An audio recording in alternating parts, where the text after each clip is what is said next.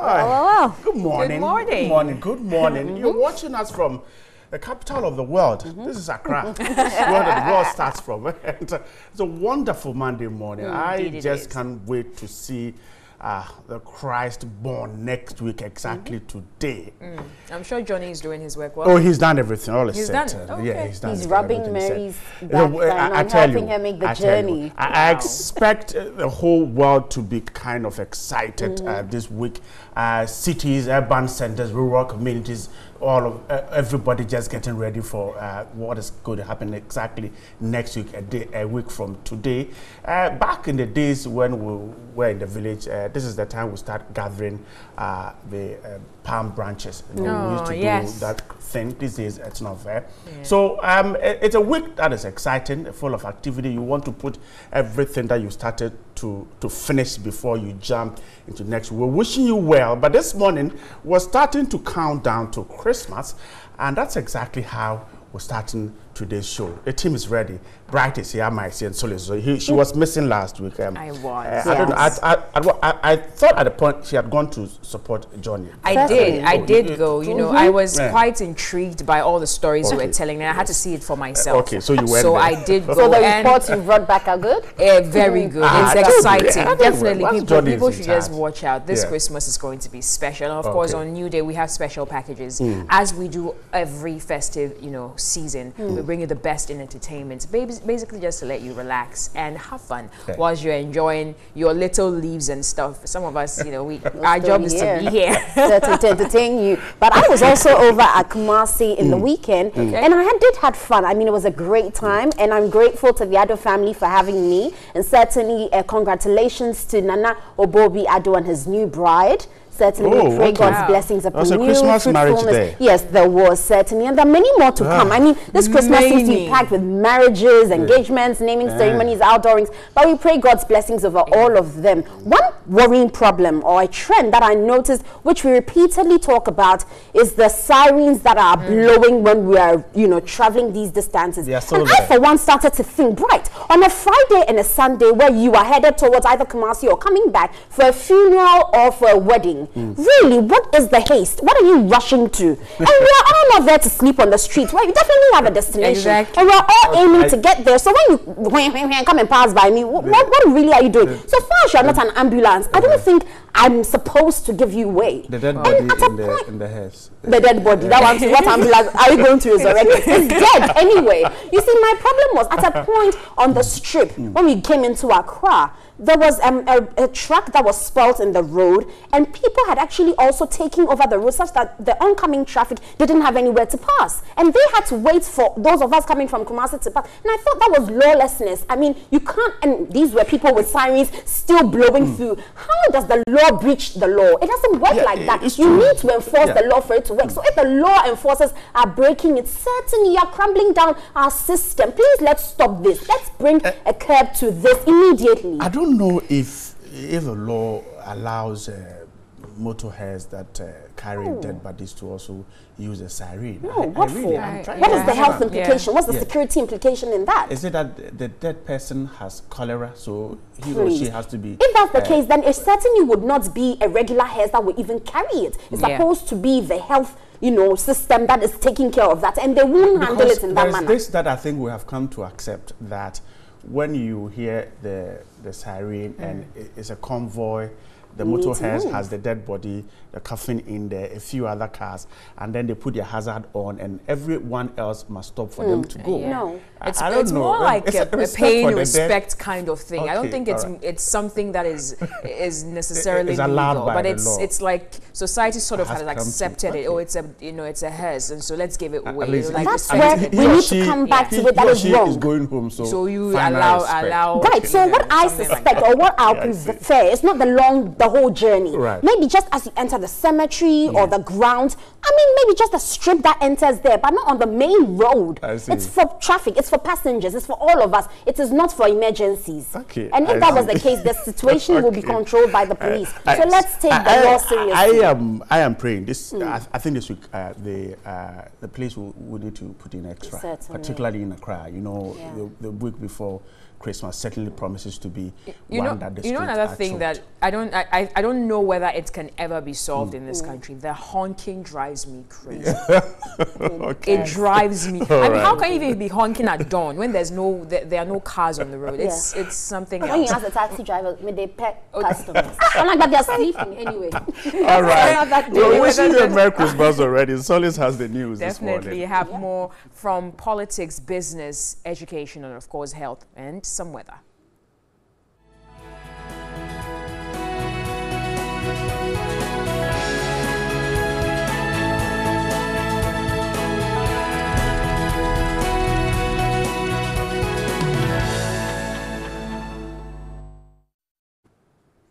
Hello once again, good morning. I am Solis Rose Quarte and this is Morning News. And starting off from the uppermost parts of the country, residents of Baguri, a suburb of Wa in the Upper West region, have chased out some alleged prostitutes out of their brothels in a Hollywood-style movie. Now, Upper West regional correspondent Abdul Gafaru reports the angry residents also set their property on fire.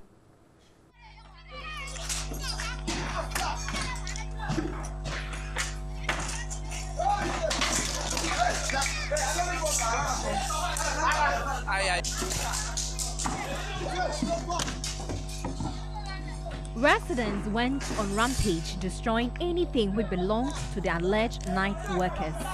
They set the fence wall on fire and chased out the alleged prostitutes. But residents say they do not regret the action. They justify the action, claiming the presence of the alleged prostitutes will corrupt the morals of the younger ones. After the massive protest, the youth reported the incident to the Wana Bar to sit on the case. The case is expected to be heard Monday, December 18th.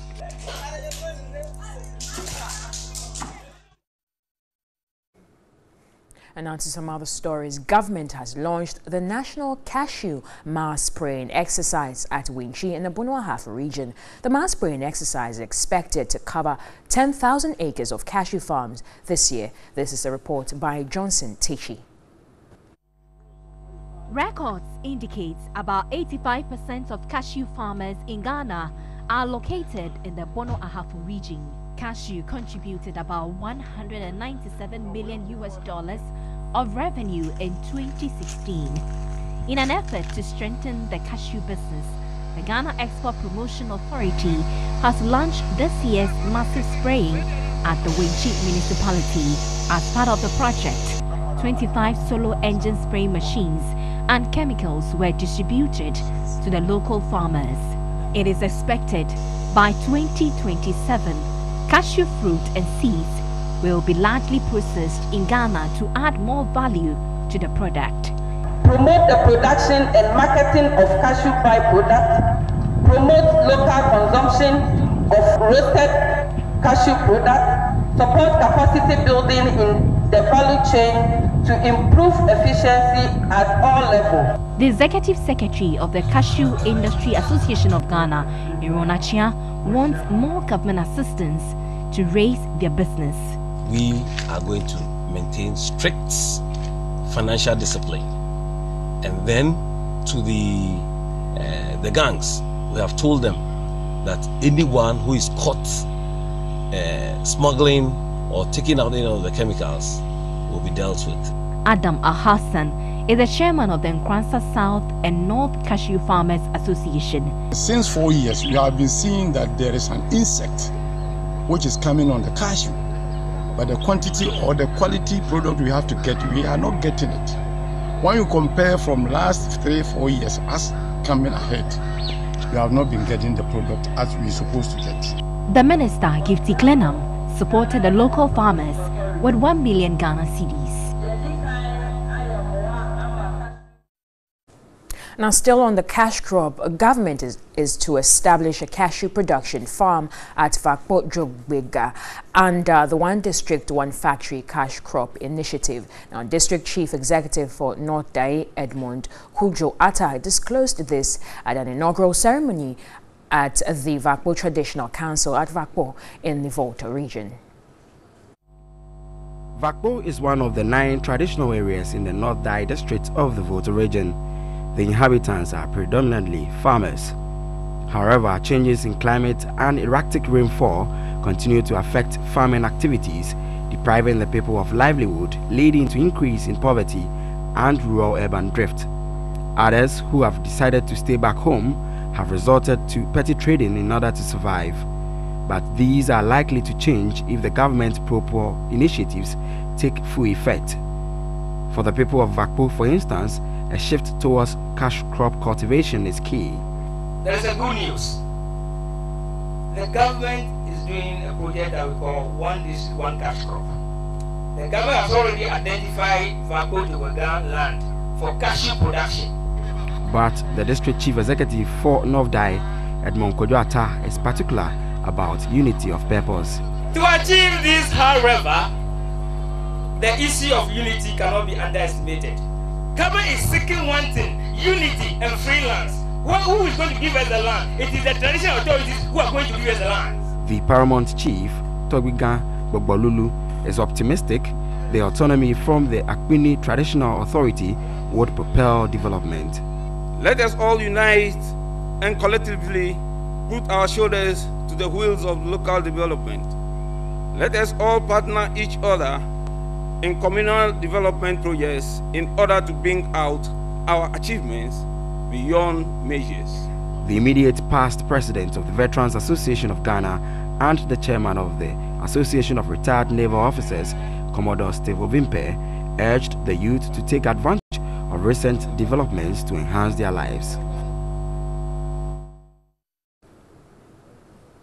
Now, apart from periodic assistance from benevolent organizations, inmates of the Eye of the Lord Orphanage in Nsawam, Adoadri municipality depend on dilapidated facilities raised by a visually impaired man for their survival. As a result, the founder, Samuel Darkwe Champong, has appealed to organizations to help construct a modern facility to enhance education at the home.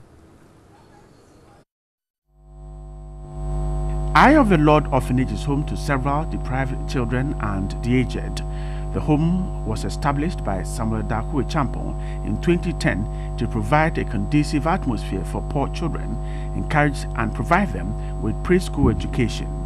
Over the last 7 years, a considerable number of these objectives have been achieved, though there is still much to be done.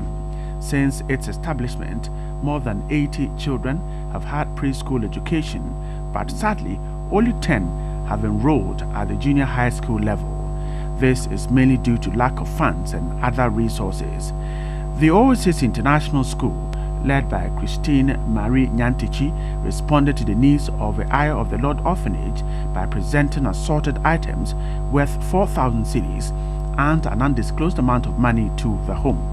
The founder of Oasis International School, Christine Marie Nyantichi, pledged to partner the orphanage to provide more assistance in the future. In our society, when you become blind, you become a burden onto society. But for this man to render service, help, and be of benefit to orphans really moved me. We want to have a long-term relationship with the school, with the man, so that we will partner him and see how best we can also help him to help these children. The founder of the Eye of the Lord Orphanage, Samuel Darkwe Champong, commended the school for the gesture. What I have went through, I have decided I will not allow those kids to go through the same way. That's why I have decided to help these children. Now, over 271 persons lost their lives through road accidents from January to November this year in Accra alone. This figure has seen a dramatic increase by 58 deaths. Now, a report by Frederick Clarence Williams. Statistics from the Motor Traffic and Transport Department of the Ghana Police Service revealed that there has been a dramatic increase in the number of accident cases recorded from January to November 2017 compared to the same period last year.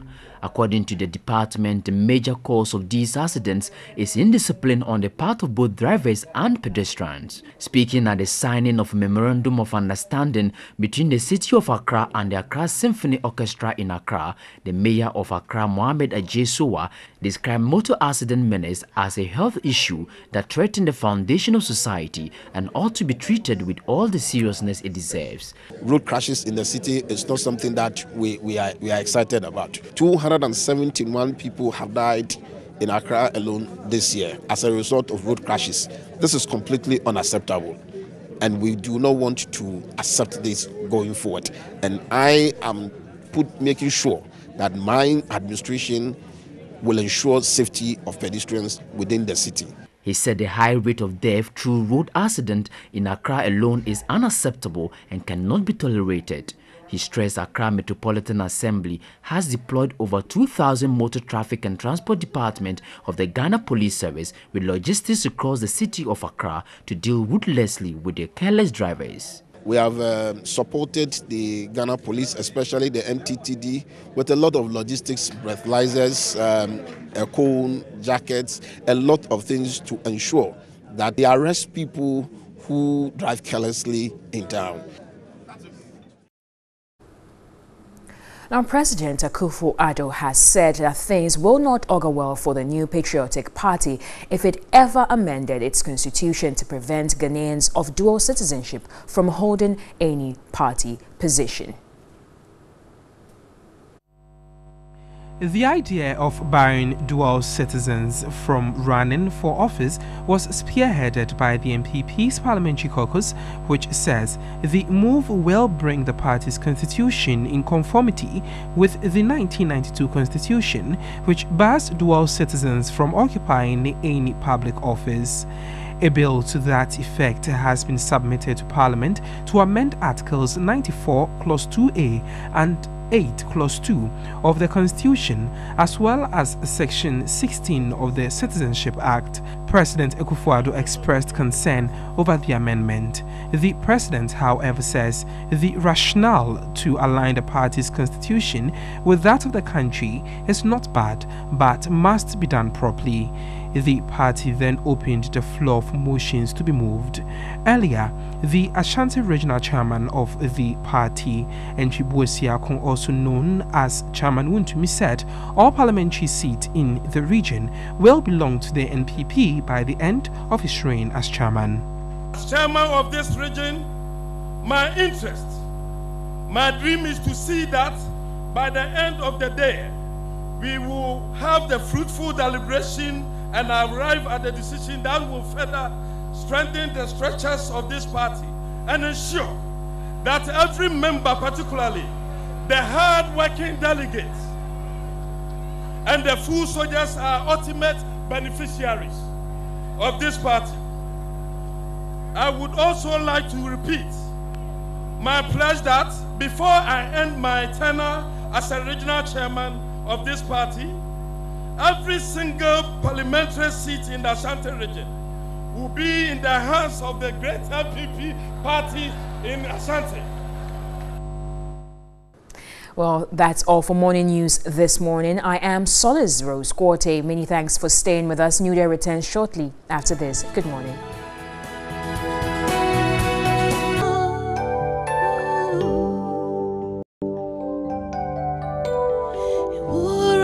Sorry, Mama, tell for it.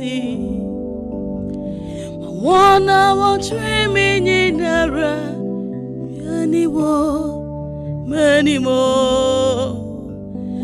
Kuno dear one me peko, na so to me dear want to me mio. Otwame na blessing samia. What no really say, yeah. Mama man is what you and me poor. Hey, now me boy baba. Me move Ferrari. Me move Ferrari. Hey, on not talk. Now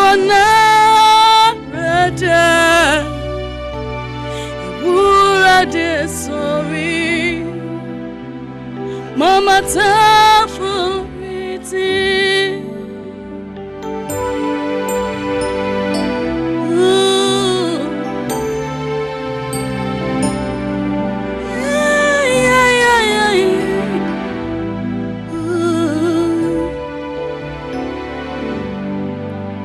I will lift my eyes to the hills, from whence cometh my help.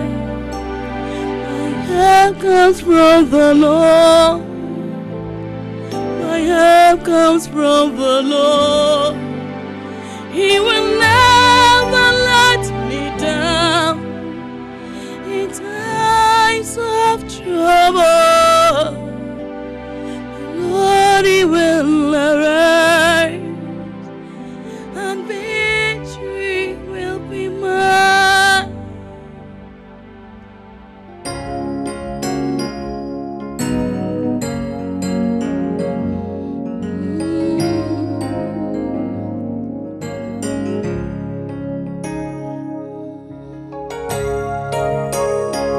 La la la la la.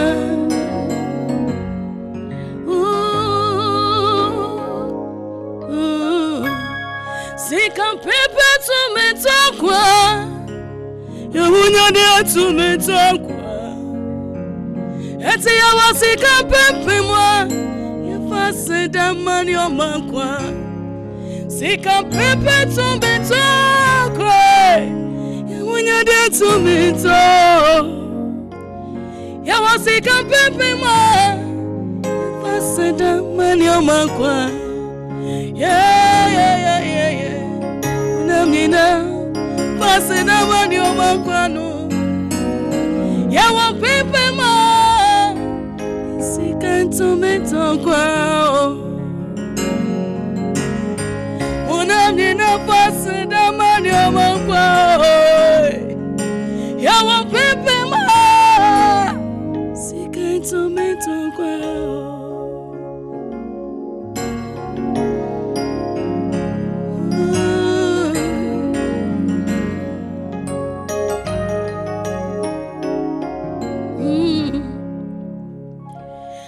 Chiano pa yanina na yebakro adiasa yanina yesaba fie ewo musa sika ya yanina nso sika tu me makwa ete ya wankwa de ya yefase damani o mankwa adiachi no pa yanina na yebakura naso adiasa yanina sika yanina so to me bako ya wakwade ya fosse da mani o mankwa sika pepe to me tokwa ya wonya da to me toy. Ya wasi kampembe ma, ya pasi damani ya makwa, mama.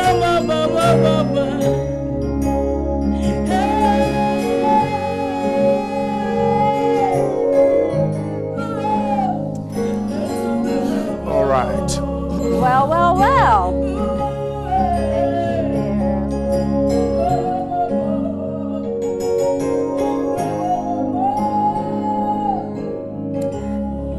Thank you so much, Philippa Murphy, there giving us the morning melodies and rising up to God. Certainly, if you haven't had your morning devotion, this has ushered you right in. So say a word of prayer and step out there and do the great things you do. But it's time for headlines, and we'll start off with Ghanaian Times. The president says we've laid foundation for jobs, and this he declared at the MPP Extraordinary Delegates Confab. Also, Boss commits to supply petroleum products to West African states. And then a woman aged 32 beats her own son to death over 120 Ghana cedis. And also, Kaba was laid to rest over the weekend. And then finally, PNC chair and others arrested for unlawful assembly. This is what Ghanaian Times has for us today.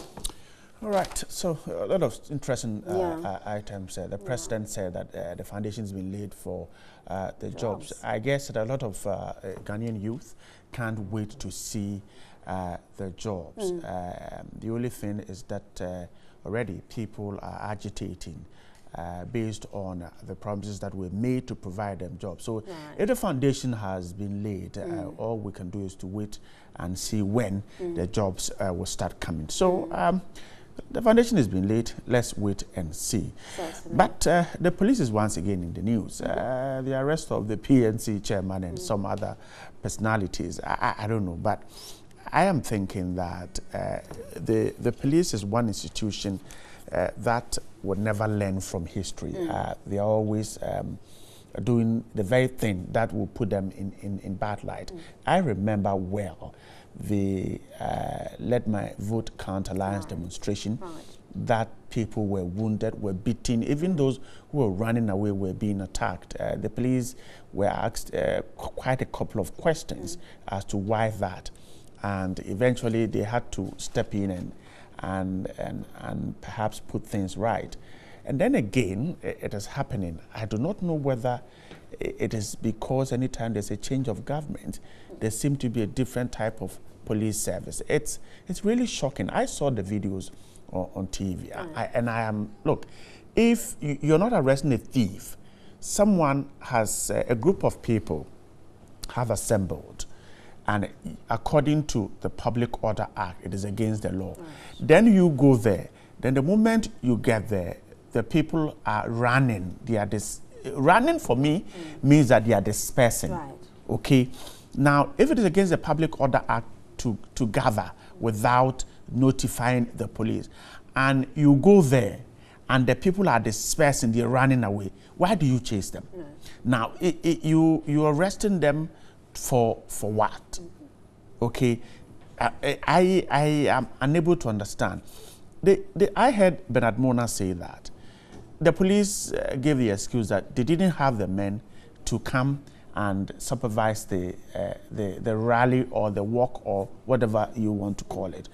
But he is surprised at the number of policemen who came there and attacked the same people. Sometimes it's a bit difficult to understand the Ghana Police Service. Honestly, it is difficult to understand them. Right, so from the stories Bernard Mona has put out and what the police also did, does it seem to suggest that Bernard then went through the right processes to actually seek police escort for this protest march, which then will not have defied the Public Order Act? And if the police then had gone with them, there'll be no problem. But of course, if that is what happened, and the police then went against him, like they're saying, initially, when we asked for the support, you didn't have the support. But when it came to coming to clamp us down, you had the support. Then it just means the police, right from scratch, didn't support what the protest march was about. And that means you're already taking sides before it even happens. And the police is supposed to be neutral when it comes to this. All you have to do is ensure that law and order is being enforced. And that's what it comes to. So certainly, if I was Bernard Mona and I'm taking the right steps according to the law, then I won't be happy with what they did. And of course, like you said, if you see them dispersing and even thought that they had breached the law, you know the people involved. You could call them, you could, arrange them in a better manner than trying to stifle them with the way we put them together when it comes to these issues. The police should act in decorum. We understand you're to enforce law and order. If someone has breached the law, there's no problem. We're not saying don't do your work, but do it in a humane manner, because at the end of it, still as you do your work, human rights has to be protected. You can't go against the right in attempting to enforce the law. Please, let's get it right. Bernard Mona, for instance, has an address in this country. I do not think that Bernard Mona is one person who will run to. And so, if indeed he is a leader of that group, according to him, he had a call a day before the rally, and the police said, we don't have the men to come and police the rally. Then he said he told the police he's sorry, but the rally would go on. So I am thinking that if there was anything, just pick up Bernard Mona and take him to court. We saw a policeman chasing a young man who was virtually running, and it begs some answers. Exactly chasing him to do what? Okay, you're chasing him and he runs into a vehicle and he's knocked down. Then what happens? the leader of the group is known. You caught him. According to Bernard Bona, if what he told us is indeed the case, DSP Kwesifori was there, okay, at the rally grounds, and said that he was going back to the Nima police station, and then he will come back to the grounds only for men with all kinds of weapons to come there and attack the people. I think that the kind of signal is sent out is bad, and we need to find a way out. If people have breached the law, let's arrest them, and then you can see the visuals on your screen now. What happened there? The police go there to disperse them. Now, if you go there and the people are running, why do you chase them? Well, you know the leader of this protest march. You go there. The idea is that they have gathered. It is against the law. It is against the Public Order Act. So you go there to disperse them. Now, when you see that they're running, why do you chase them? Because you know the leaders of the group. And I don't think that Bernard Mona will run. Okay, you even got Bernard Mona behind bars at the Nima police station. So why chase the people who were there? Okay, we saw what happened when Let My Vote Count Alliance demonstration. People lost their eyes and stuff like that. Is that what we want to see happening again? So I think that something more needs to be done. It's unfortunate. It keeps happening, and we keep talking about it. It looks as if, like an institution, the police will never learn from history, and so we'll continue to see these things happen. But I think one day somebody will need to go to court and drag officers, senior officers of the service to court, I guess, before these things would get stop. out of hand. Anyway, let's move on to some other headlines from Daily Heritage. It says price of passport forms to go up by 100%. And also the president has said 150,000 jobs for grabs through the Marine Drive project. Indeed, the prices of passport forms apparently have remained the same since 2009. And so they've pushed forward for the forms to go up. Quite a number of people to want to travel, so it will be good money-making avenue. So the 50 cities will now be 100 cities, and the 100 cities will now be 200. Yeah. If the brain behind it is because in about 18 years or so we have not reviewed the amount of money we pay to buy the forms, and so it needed to be reviewed, I am for it. But when the news broke out, some of the reasons, one of which for me sounded funny, is that the increment will aid the quick processing of forms. I don't know how it will do that. I'm not too sure if indeed, because I paid 50, it took me 6 months to get it. When I pay 100, it will take me 3 months to get it. I guess that there's a lot that needs to be done to get passports processed quickly. I don't think the increment is indeed what will fix this issue of people queuing up unable to get passports in maybe a day or 2 or 3. And so whatever it is, let's try and deal with it. The issue of passports, I guess, is a bad one. It's when you talk about it, it's not pleasant at all. I mean, acquiring a passport, you go through all that hassle. Let's see how the increment will aid in fast processing of the document. But I must say, I was pretty much impressed when I visited them not too long ago to renew my passport. It was pretty faster than before. So we do see the improvements in the system, and we hope it stays at that. Of course, with the increments, if they say the money is going to help, I hope the money may be in buying new equipment that can facilitate the process. And if that's the case, then kudos to them, and we hope it goes well. And also the Marine Drive project, I'm happy because, you know, we've had disputes over it, the enclave. We've had the Ghana chiefs having some, you know, issues with it, and that's what has taken this long. But if it's going to go through and give us about 150,000 jobs, right, I'm certainly happy, because every day when we see the number of youth on the streets who are unemployed, looking for jobs, and having to go into all sorts of vices only to make ends meet, it's certainly a sad situation. So we're happy with this. We hope indeed it's not only for party faithfuls, but everyone who, you know, qualifies for a job there will be able to have access to these jobs, and all of us as Ghanaians are happy. Yeah, tourism is becoming one of the key sectors that is raking in money for some economies. Sometimes Yaya Jammeh's Gambia, for instance, used to make a lot of money, and I'm sure they're still making huge monies from tourism. I guess we can do same. Let's see how this project will go and make our beaches quite exciting and then attract a lot more people there. But the police is still in the news, as last week we brought you stories about the police being involved in armed robbery and whether that makes you feel safe. How do they even go about these issues? These are some of the questions that have been raised in the course of the week, but George hits the streets of Accra to rant and find out more.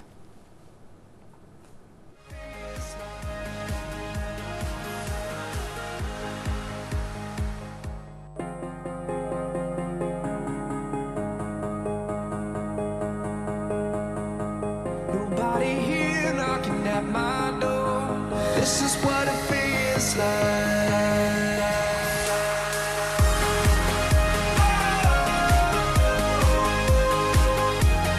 This is what it feels like.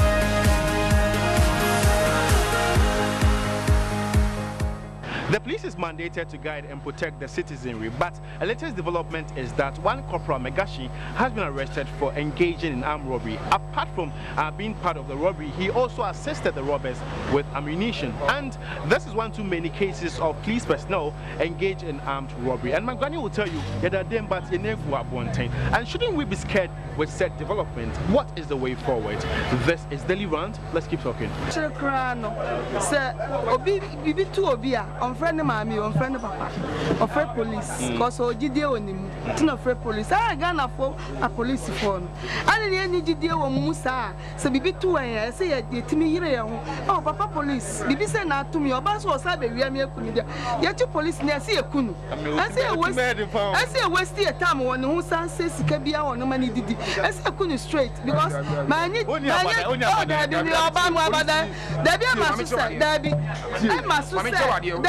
I don't know, bro. Police need to me or be to now on to me friend Abusiafo, but friend police need or Jidio and him son to me and Bonnet. I Ghana police dear, or Mudia San Samon. I to say a fire. Maybe I no. And I was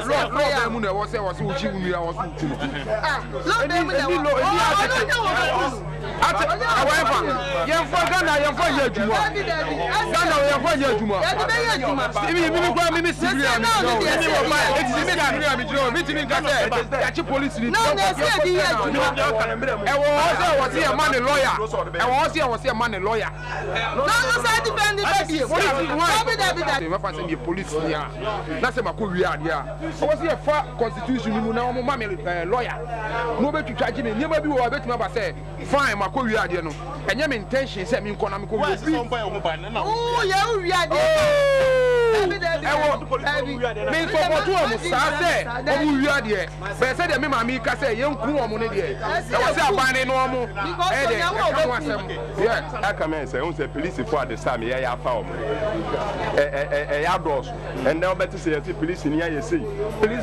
last year. I'm saying last year, a police for be called treat you, EDC, a man for so Giscania, dear Momugane. And so Yanton is here by Anton Hoshi.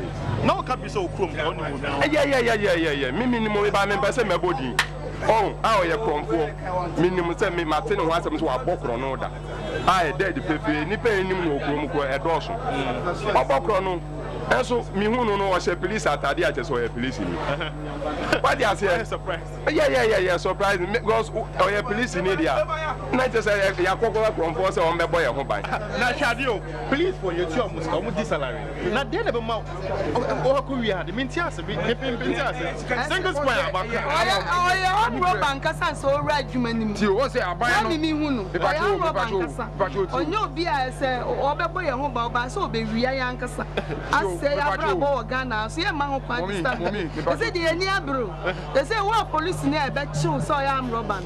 I'm not banning spell, because the poison came on you. If you see, oh, yes, it was an instant judgment in there, and yet was here a man if you shoot. If you say, maybe I'm woman, you say police form. One, a conforming more. Protocol, me too, say, let me have a catch and say, messing go to police. Moon name me background. About the same, the police near call Robu. aye chi tuo before so odwane omo chi ne kan okoko report so okoji tuo e de akoye adwuma ene de ma no be oji tuo na ape no oji ni nkofu achi economic robo ye omo ko robo ye se office senka kofo tu nu ya nche omo a mi wa ko wadi kan wi moto ama ban na etwe na so aban na etwe na so ye on 7 wi wasa akoji tuo eso di koye adwuma wadi akobọ kro no se tuo ya wabeje odi akobọ kro no e se no a aban no achi ni e se de no be ya fan fine se still music no kasa se yenkunu e se ya chi ni ntimi nkunu preko pesa instant judgment ni ntimi njeje ni then me the background checks na ye kan me de me jindi me gidi en me ni gidi o me say omo ye sha background checks why because yes charity begins at home what you say police there are so many of university graduates they are willing to do the work also what check on background unya if you be abata omo by say and police na ye fa no e aka me aye say by whom you know oh and my uncle be a MP oh my sister be a police officer penny da so and so ano well enti no ba obedi so kra on fa ni nuanu bia dem fa enti through that no man ketenkete no mo hwede fa om enti se nipa no so ye krompo se oye dien se oye dien se di ti krampo so ni ti krampo edi boano se like obetumi aye adwuma no police ni bi wa udin krampo ntumi ntworo what you say odi ni di krampo ntumi ntworo pese taxi drivers for more na ko school be a graduate enso so oni protocol be dey ni be ko school I dey be ko police driver police ni actually driver ni no the bofo kasa pe no bring your money go no asake no so onko Kronun kitten be if there is no giver, there will be no receiver. And almost as a police in a scam woman or the old demand or do MT Tuesdays here. 10 cities no, you know, because you baby. It's not the that's it. I don't call penny no go to you, but delay with time. Was 2 time. Police for no motion. Oh, mid dear. Say, me, I'm robber. Some man was a child robber, yet me, Kunu. Even I talk, the police from Gromo patrols, no more robbers. I'm to be shoot to Kunu. Yes, I just see a police in no young robber. The best thing I see a Kunu, yes, you shoot to now, Mummy and Yai, the right, in it. And I'm my no, see a right, yeah, we right in it. That's it, be a set example of Memuha. Next time, some your police in a police in Korea, they are shooting a Kuna. Next time, police in the Bia, on your beam. It's as a Ghana, honey, one me who's there. Obidia Bansi Capra. Yanjaneshi, when we didn't want to jail 5 years near Yinaba, not bet West Canada, not cut to us. It is your big example. So be a binding or beat the Bansica. You're not got tally down and a first out, Chamaron. Aha, me a bonnet to the next time you're for minister. Who got that minister of finance at home, baby? Because Akway or this guy, Yakunu, Timusu Management, Yam, Sana police is so yes. Corporate way American as no, all involving no to I'm robbing. Police this as some mama for now, mushim. But we none say, I wish him cry, I could see him for young Mushi. And Kosiaga, Mitimu say, what's a man can know right? When your first person, police in 4 Yachian robber police in the actual previous ones in a Numia Kosi. Ejina when me person police council crab a bem. Young Franco court, Nemano, 7 now how it me jail will be life. Yet me jail will be firing squad me wa. But first I'm running your Ghana man so ache ebiache. Ache assume system. There's a mre kuni pa we wo ho a. Can you be jai enema wia. Ghana ha ne already constitution e flexible one. Be kamia say ye de ba kwa to atena so ne ye de flexible one no na ye adwuma. And also the de kwa anima unless see yenya oban like a president me here president there be ameka me here president obeba be di so ni timo odin like enye so obedi in semanse but ni timo odin I'll bet you use region constitution. They are here, Juma. Oh, yeah. I'm a fan seriously. Me, I'm a fan. Me also, not Mr. but me fan. Martin is a Mintino, me born in history. I mean, we say, no, yeah, no, yeah, Juma. Corporal way, no, I hear only Robert's name, echo, and not someone win too. But the shank, we are police like a savior, it to a K more back. Now, please, to me, as the same to a comma, I'm Robert's. It means, sir, what you already in 20 man. What to be a gentleman could eat a Toby Rebesa. Okay, Miss Obisuano, Miss No, Mehuni say, Minya police in India, but the Martin say, it's a code duty. I'm Uncle Buku, I'm ready to any mount. It is a sent to a 20 never tobacco out. As some should be, baby, Buku, a 20 years. Because only body Buku to you, as someone said, I will due to your bank. Or due to your bank, and I say, or due to your post to be.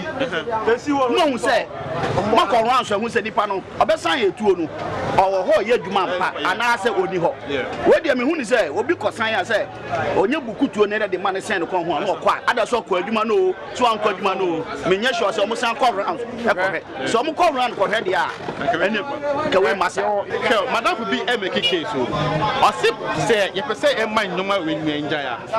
Yeah, more muscular costume, motivation soon high. I bet me about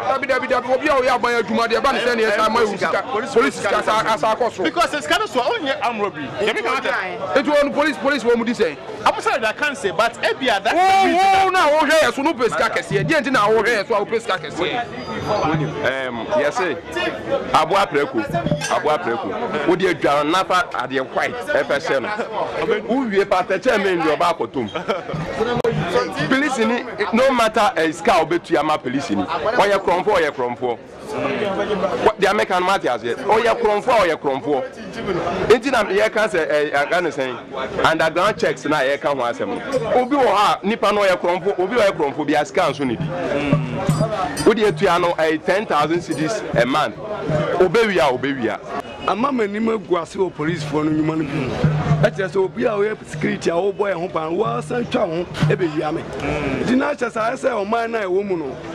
One year, you did a credit Russian. Once a year, the alarm, I did be our security. But that would be said, say, we now like young fun, and young bomb pine goes so tabone, Duncan Williams, and one any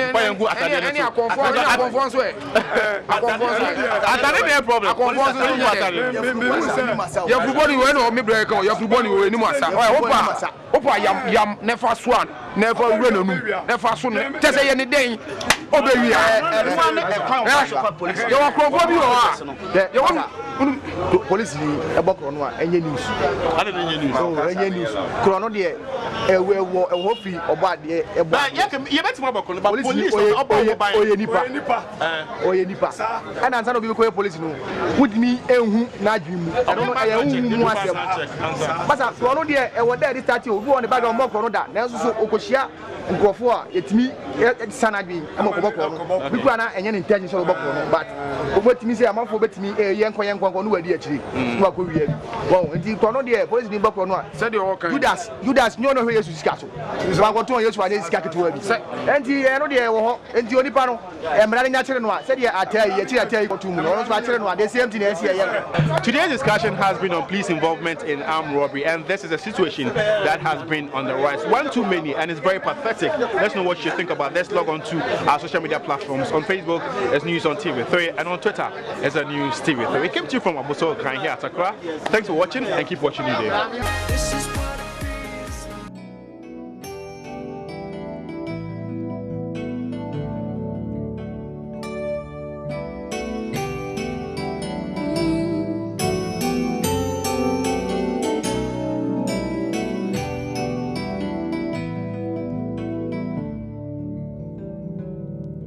Namiti osam kebi bomu, mamu hane tomusu. Name ya irapa, ufra me bawa hindi numu. Mianda ya yemeto trena, mama sama fata, mama meniji ya.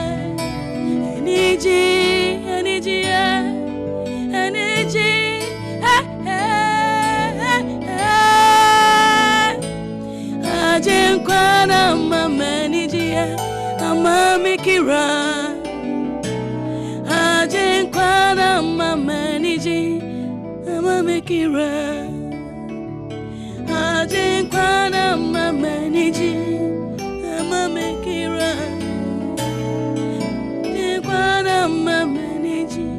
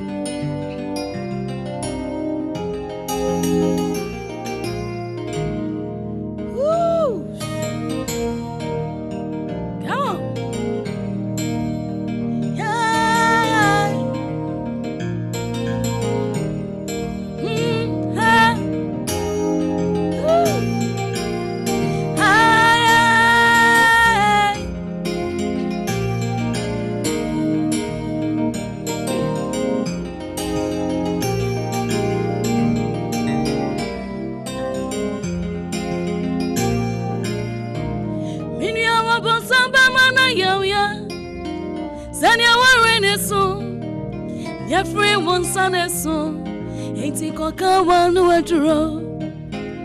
I saw a boy, and come one who dray, and new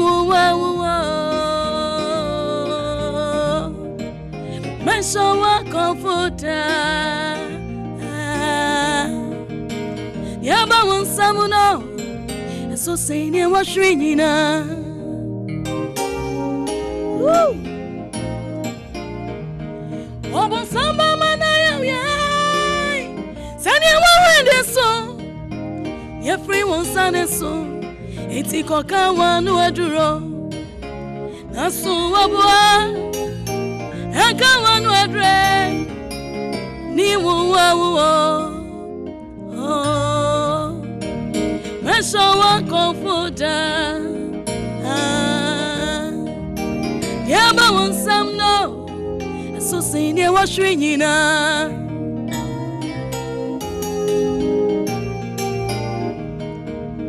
Yes, so don't me, and come on, and you won't be what's it, and you won't. Yaba one summer fee, so senior free one son, Yaba one summer no, so senior was shrinking. Yaba one summer fee. Yaba was someone over, so senior was ringing.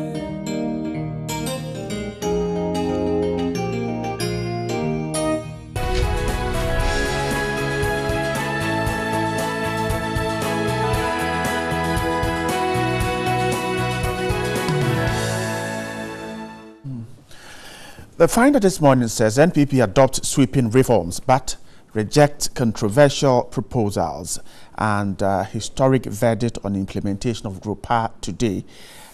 Stories on the Finder there. The BNFT, Local Investor Capacity Low in Africa. That's a survey by the Barclays Bank. And then the Times, we've laid foundation for jobs. President declares at the NPP Extraordinary Delegates Conference there. And the Statesman says Akufo-Addo shoots down contentious proposals, and 150,000 for employment under Marine Drive project. The Heritage says the price of passport forms to go up 100%. And the Marine Drive story is also captured by the Heritage this morning. My guest in the studio is a former Deputy Communications Minister, a member of the NDC, Felix Kwachu. Good morning. I hope you're doing good. Well, I'm okay. The final week before Christmas. Yeah.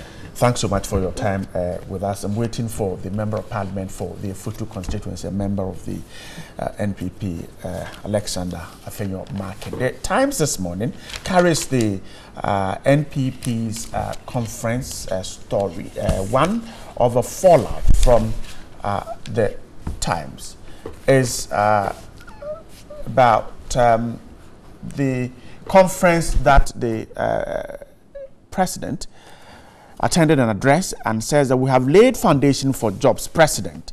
The story says that President Nana Addo Dankwa Akufo-Addo says job creation is at the heart and thinking of everything that his government has been doing. He underlined the determination to go the extra mile to bring down the high unemployment among the youth to make their lives meaningful to themselves and the society.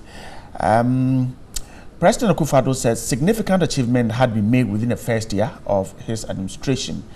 And in terms of job creation, he indicated that he inherited a troubled economy and that through ingenuity, creativity and boldness, it had now been restored to the right path.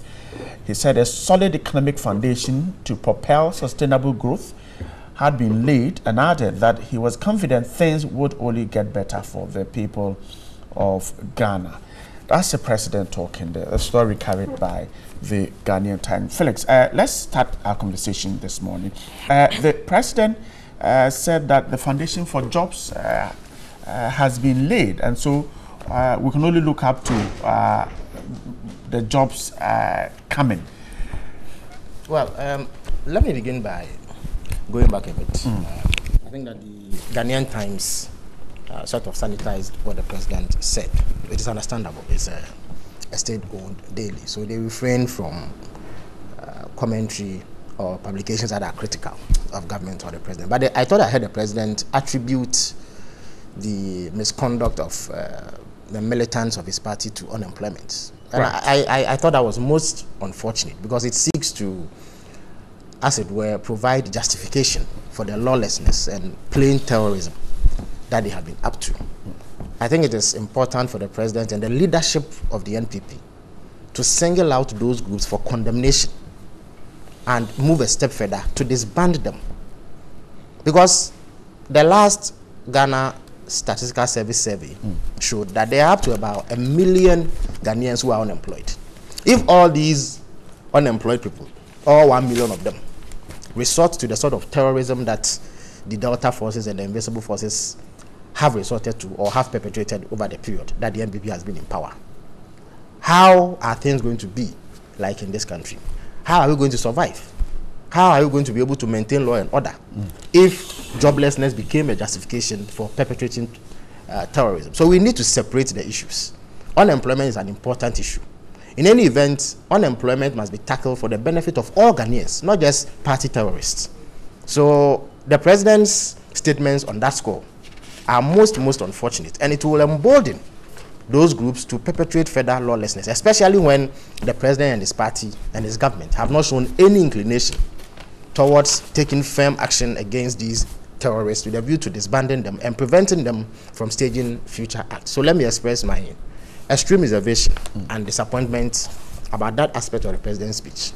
The second part of the president's speech, seeks to overlook the enormity and severity of the problem we are talking about. First of all, the president must have known exactly what the situation was when he went promising jobs in the run-up to the 2016 elections. He claims that they have fixed the economy, such that they are in a position now to create jobs. No, I beg to differ. Only last week, I read an article written by a US-based economist, Dr. Philip Lacoud. And he described our economy as a byword for fiscal irresponsibility. He cited rising debt. He cited government's borrowing decisions, especially the energy bonds, and a number of things that have happened that, in his view, puts the Ghanaian economy in harm's way. So it is not clear to me, in the face of this information, how the president can say that the economy is back on track. How do you assess the strength of an economy? Let's look at our debt, for instance. And the more you borrow, the more pressure you put on your economy because your interest payments increase, and it leaves very little for you to be able to invest in the productive sectors of the economy in order to be able to generate jobs. Now, we have a situation where this government came to power promising to cut down on borrowing significantly. They said they wouldn't borrow. Indeed, the vice president was so haughty at one point that he labeled the managers of the economy at the time who had resorted to borrowing as one way of financing the budget as incompetent. He said that borrowing was a lazy man's approach to governance. In January or February of this year, when the president presented his State of the Nation address, we owed 122 billion Ghana cedis. Indeed, you can check the president's State of the Nation address. You can also check the Minister of Finance's budget presented in March of 2017. You can also check the Monetary Policy Committee report for the first quarter of this year. That information was captured in there. As of September, the Monetary Policy Committee of the Bank of Ghana disclosed that we owed 138.9 billion Ghana cedis, which is an increase of almost 17 billion Ghana cedis. Even then, they had capped it as at the end of the first quarter of this year. But I can tell you that between that time and November, even if we were to use November as a cutoff point, another 10 billion Ghana cedis had been borrowed through bond flotations done by the Bank of Ghana. In addition to that, the energy bond that they raised, 4.7 billion of it, the IMF classifies that as public debt. So if you were to add all of that, we've crossed the 150 billion Ghana cedi threshold. And that puts our debt to GDP ratio at almost 76% of GDP. That is not a sign of fiscal responsibility or improvements in the economic environment, for which reason anybody should have any measure of confidence in the president's claims about job creation. In any event, what kind of confidence must we place in what the president says, given that most of his promises have failed to materialize? He promised free SHS and created the impression, despite several words of caution to him, that he was going to be able to make it possible for every Ghanaian child to access free SHS instantly.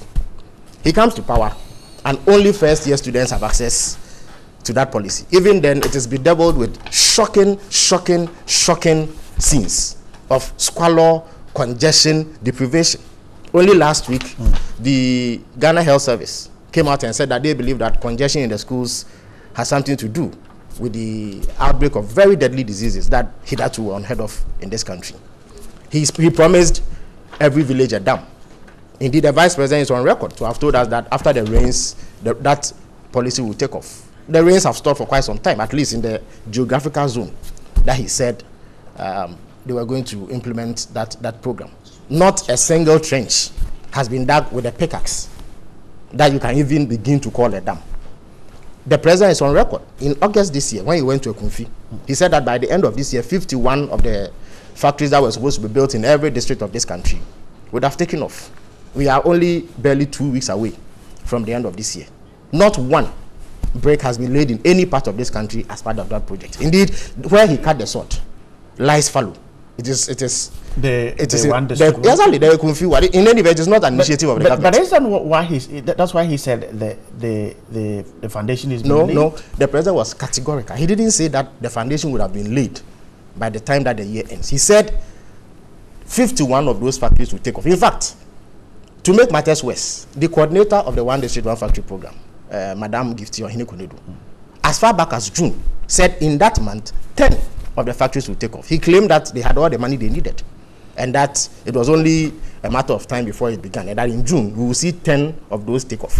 The Minister for Special Development Initiatives told us that by August this year, payments will be made in respect of the 1 million per constituency. That has not materialized. So even in the flagship promises that they made, both on the campaign platform, in their manifesto, and in their own statements since they've been in power, have not materialized. I see. So when the president tells you, the foundation has not been laid. What foundation are you talking about? What foundation are they talking about? For job creation. What job creation? For instance, just last week, the Marine Drive project was launched. I the Marine Drive 150,000 people. Is it right? The Marine Drive project. The Marine Drive project is an initiative of the NDC government. Everybody knows it. If you speak to, we're told it started as far back as independence. Well, that even makes it worse for the MPP. If the president and the MPP claims that project started under them, it will be an absolute untruth, and they know it. You see, they are not gracious enough to even grant credit to those who deserve it. That project has nothing to do with them. It is a PPP, an initiative between a private entity and the government, which started way before President Akufo-Addo became president. So he cannot claim it. In any event, what are the guarantees that project will indeed create 150,000 jobs? And when did the MPP start believing that investments in infrastructure create jobs. When we pointed out that close to 400,000 jobs had been created through the massive investments we made in infrastructure between 2009 and 2008, they dismissed it. They said those jobs were not sustainable. So why should we listen to them? Why should the people of Ghana place any confidence in what they see? So they've been very, very high on rhetoric. Wrap up for me. Okay, they've been very high on rhetoric. They speak big, but are completely flat-footed when it comes to implementing those policies that would ensure that Ghanaians have respite. Why? What didn't they tell us about fuel prices, for instance? Today, fuel prices have jumped from about 16 Ghana cedis a gallon to 22 Ghana cedis, a gallon. 2 weeks or 3 weeks ago, they sought to add insult to injury when they announced that they had reduced fuel prices. When the price didn't go down by even a tenth of a peso, and Ghanaians still pay very high prices. Taxes. Today, the people who supported them to come to power, spare parts dealers, are lamenting and crying about how there have been astronomical increases in the amount of payments that they make at the port. The Kumasi Business Association, they are speaking about unemployment. They are the very ones who go about touting their belief in the private sector and how the private sector is the engine of growth and how the private sector can help create jobs. The same private sector, the Kumasi Business Association, are crying that the botched implementation of the 3% VAT flat rate is collapsing their businesses. So when they come waxing lyrical about creating jobs and you examine their proposals and their programs and their conduct over the period that they've been in power, you see clearly that it is not in tandem with the things that they are saying. So you see that people of Ghana look forward to job creation, but what they don't want are misleading claims, hyperbolic claims, exaggerated claims that will not materialize. Let them get back to basics. Those things that they promised in their manifesto that they've been touting so highly, let them show that they are able to implement them. Then the people of Ghana will have confidence in what the president says.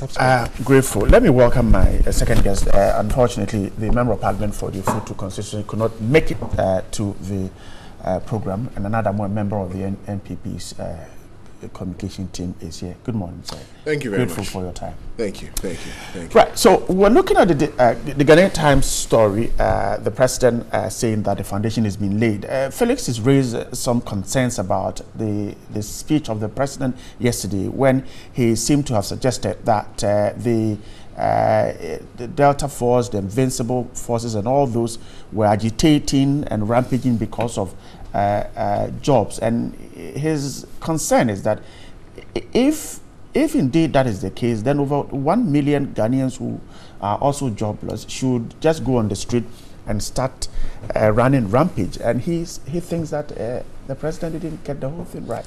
I'm smiling because I sat here and listened to Felix as to use his expressions, wax lyrical about negativity. It's very important to know that, you know, it's very early in the morning and the NDC and Felix, as has been their stock in trade for some time now, sees nothing positive about the Ghanaian economy. Everything that he has said seeks to point out the fact that, you know, the Ghanaian economy within a period of 11 to 12 months has overturned and is working, you know, with its head on the floor, among other things. It's very, very interesting because, you see, when you look at what they're doing and what they're seeking to do, in one breath, they are seeking to blame a government for something they know the government did not cause. And in the attempt at justifying it, they claim that you are borrowing, you're making mistakes. That's one. And on the other leg, you say there are still payments that you have to pay contractors. There are contracts we give out. Still go and find the money and pay the contractors anyway. This is the irony of the things that you're dealing with. Play back to 2008, 2009.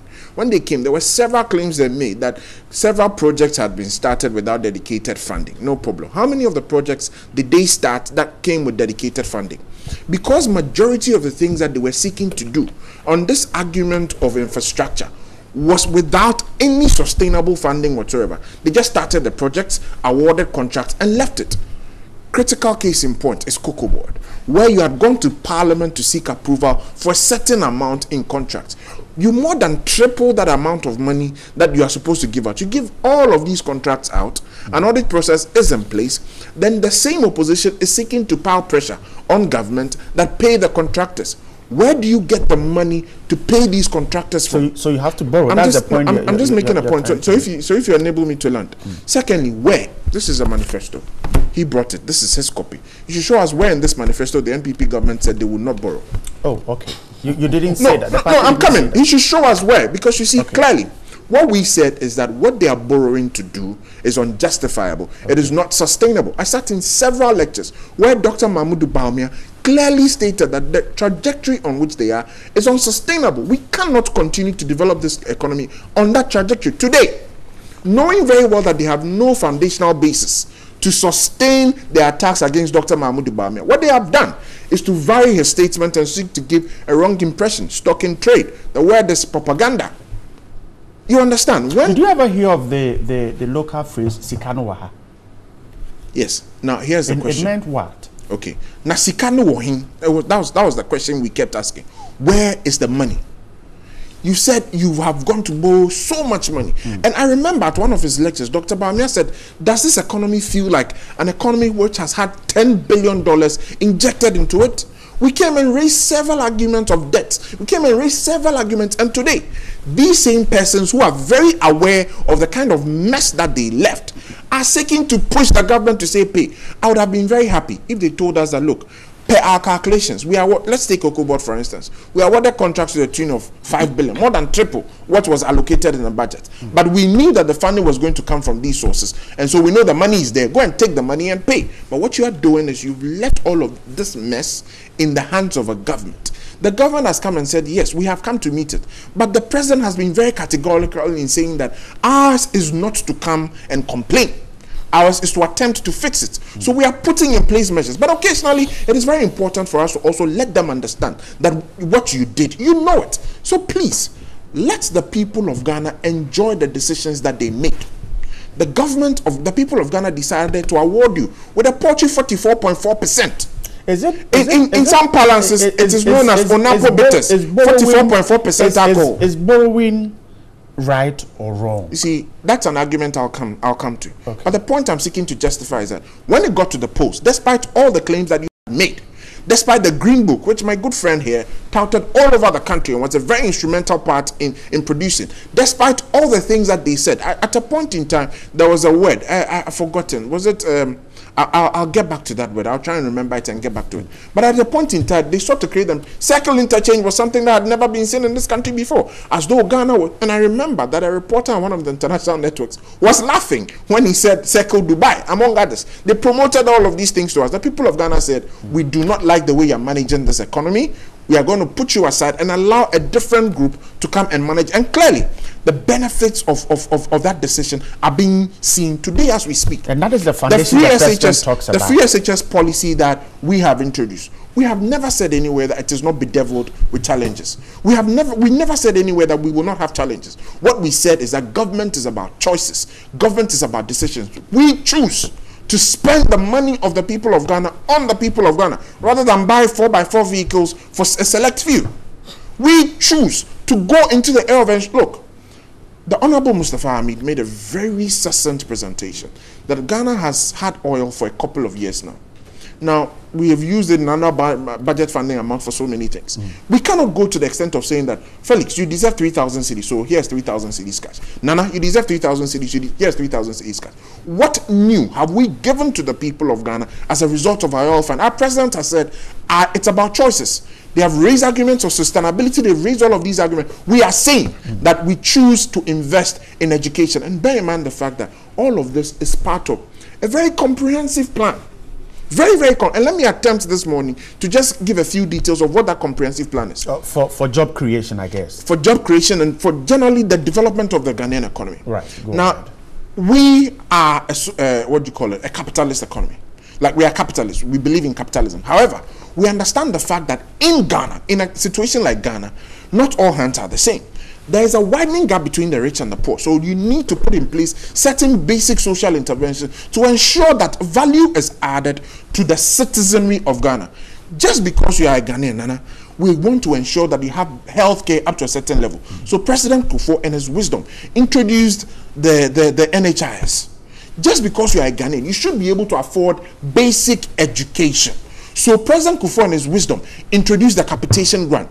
It is not to say that at the capitation grant level, all problems are solved. But we are saying that some individuals cannot even afford to put their children to school because of the little charges that are there. So just because you are a Ghanaian, adding basic value to your citizenship, you should be able to have your child go to school. We realized that even the lower classes of the people in this country, even when education is made free for them, just because of what the children will eat, some children have to go with their parents to the farm. Some children are still locked up in fishing activities, among others. So give them a meal a day, school feeding program, so that when these children who would have otherwise spent their days somewhere else because of food will be given that chance to go to school.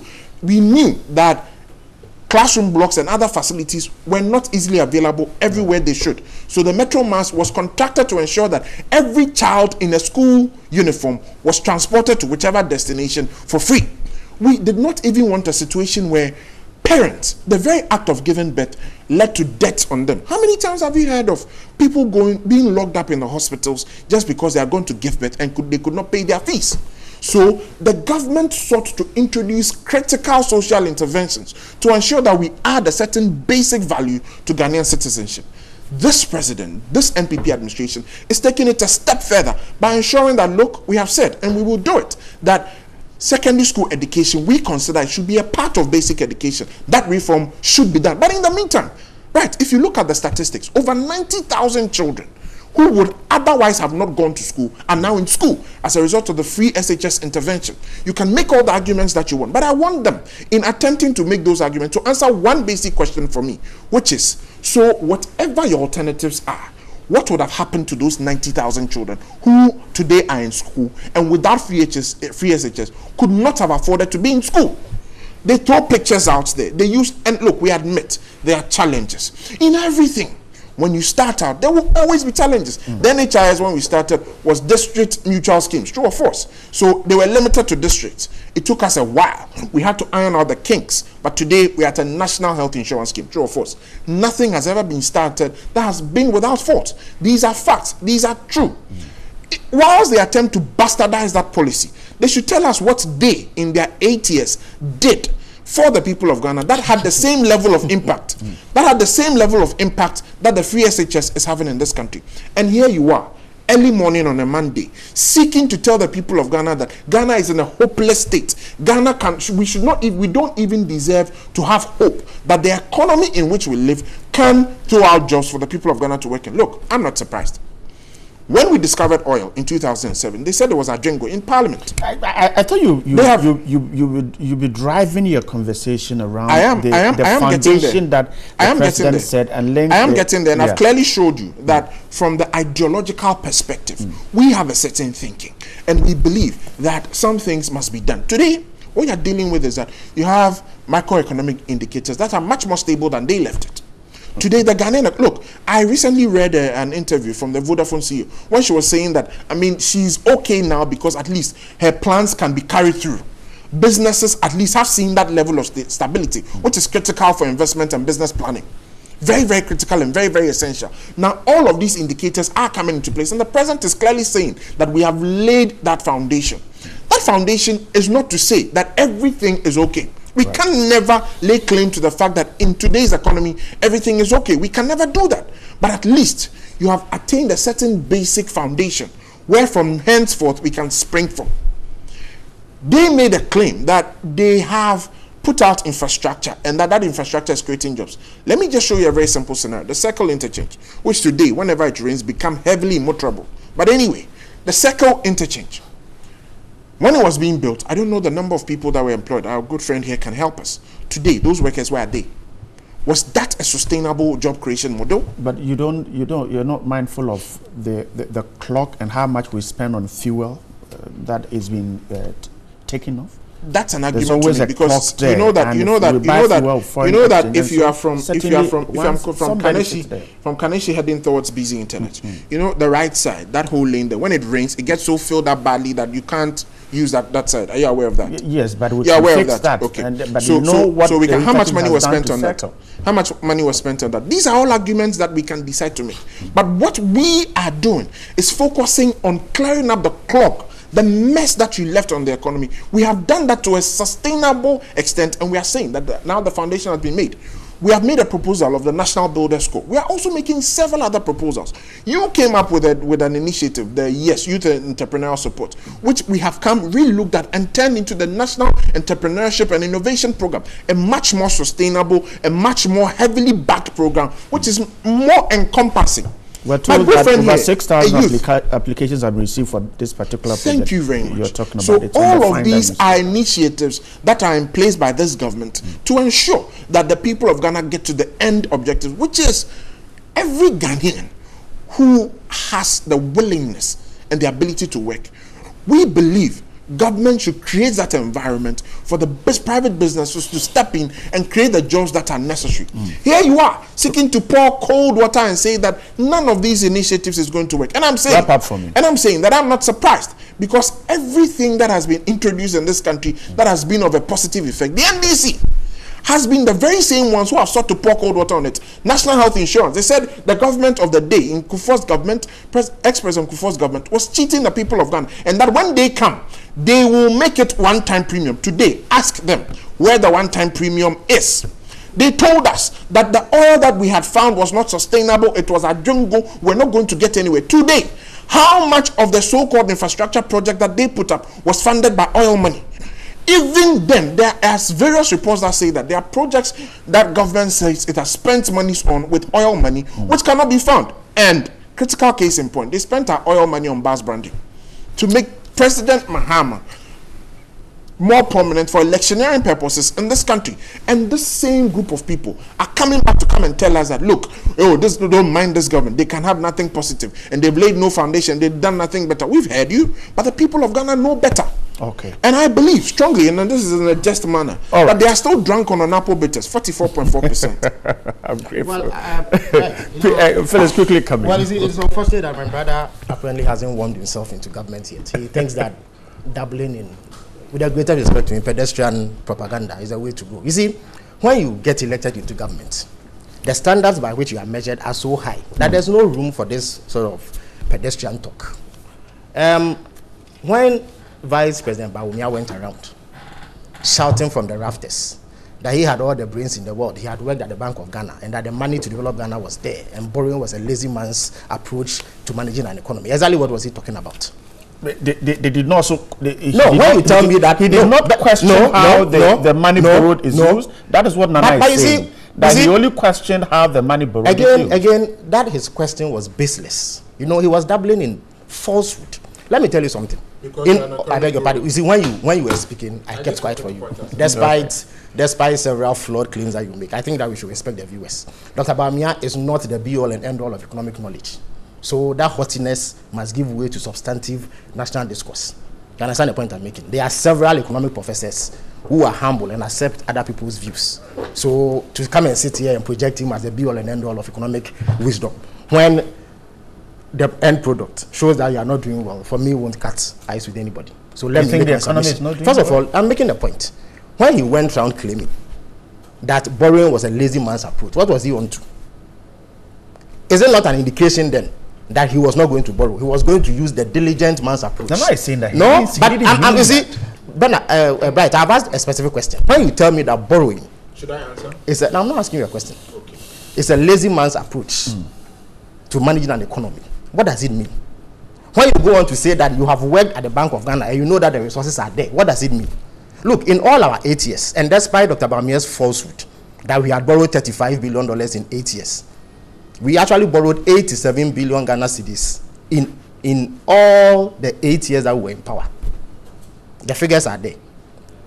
In less than a year, they have borrowed 30 billion Ghana cedis. In fact, they are so embarrassed by it that they seek to conceal the figures. So if you look into the Monetary Policy Committee report, they only disclose 138.9 billion as the money that we borrowed. But we've in fact borrowed more than 150, we in fact owe more than 150 billion Ghana cedis as I speak to you. You're disputing the Bank of Ghana's figures? I'm only stating. Look, I beg your pardon. You see, Bright. The World Bank. They cut it off at September, but we are in December. I'm telling you that between September and now, they've borrowed heavily. The Bank of Ghana itself were the ones who issued bonds in the name of the government of Ghana. They know it. They simply did not disclose the information. It doesn't mean that that information is not available. So if people are unaware of it, they can fit. But I was making a substantive point.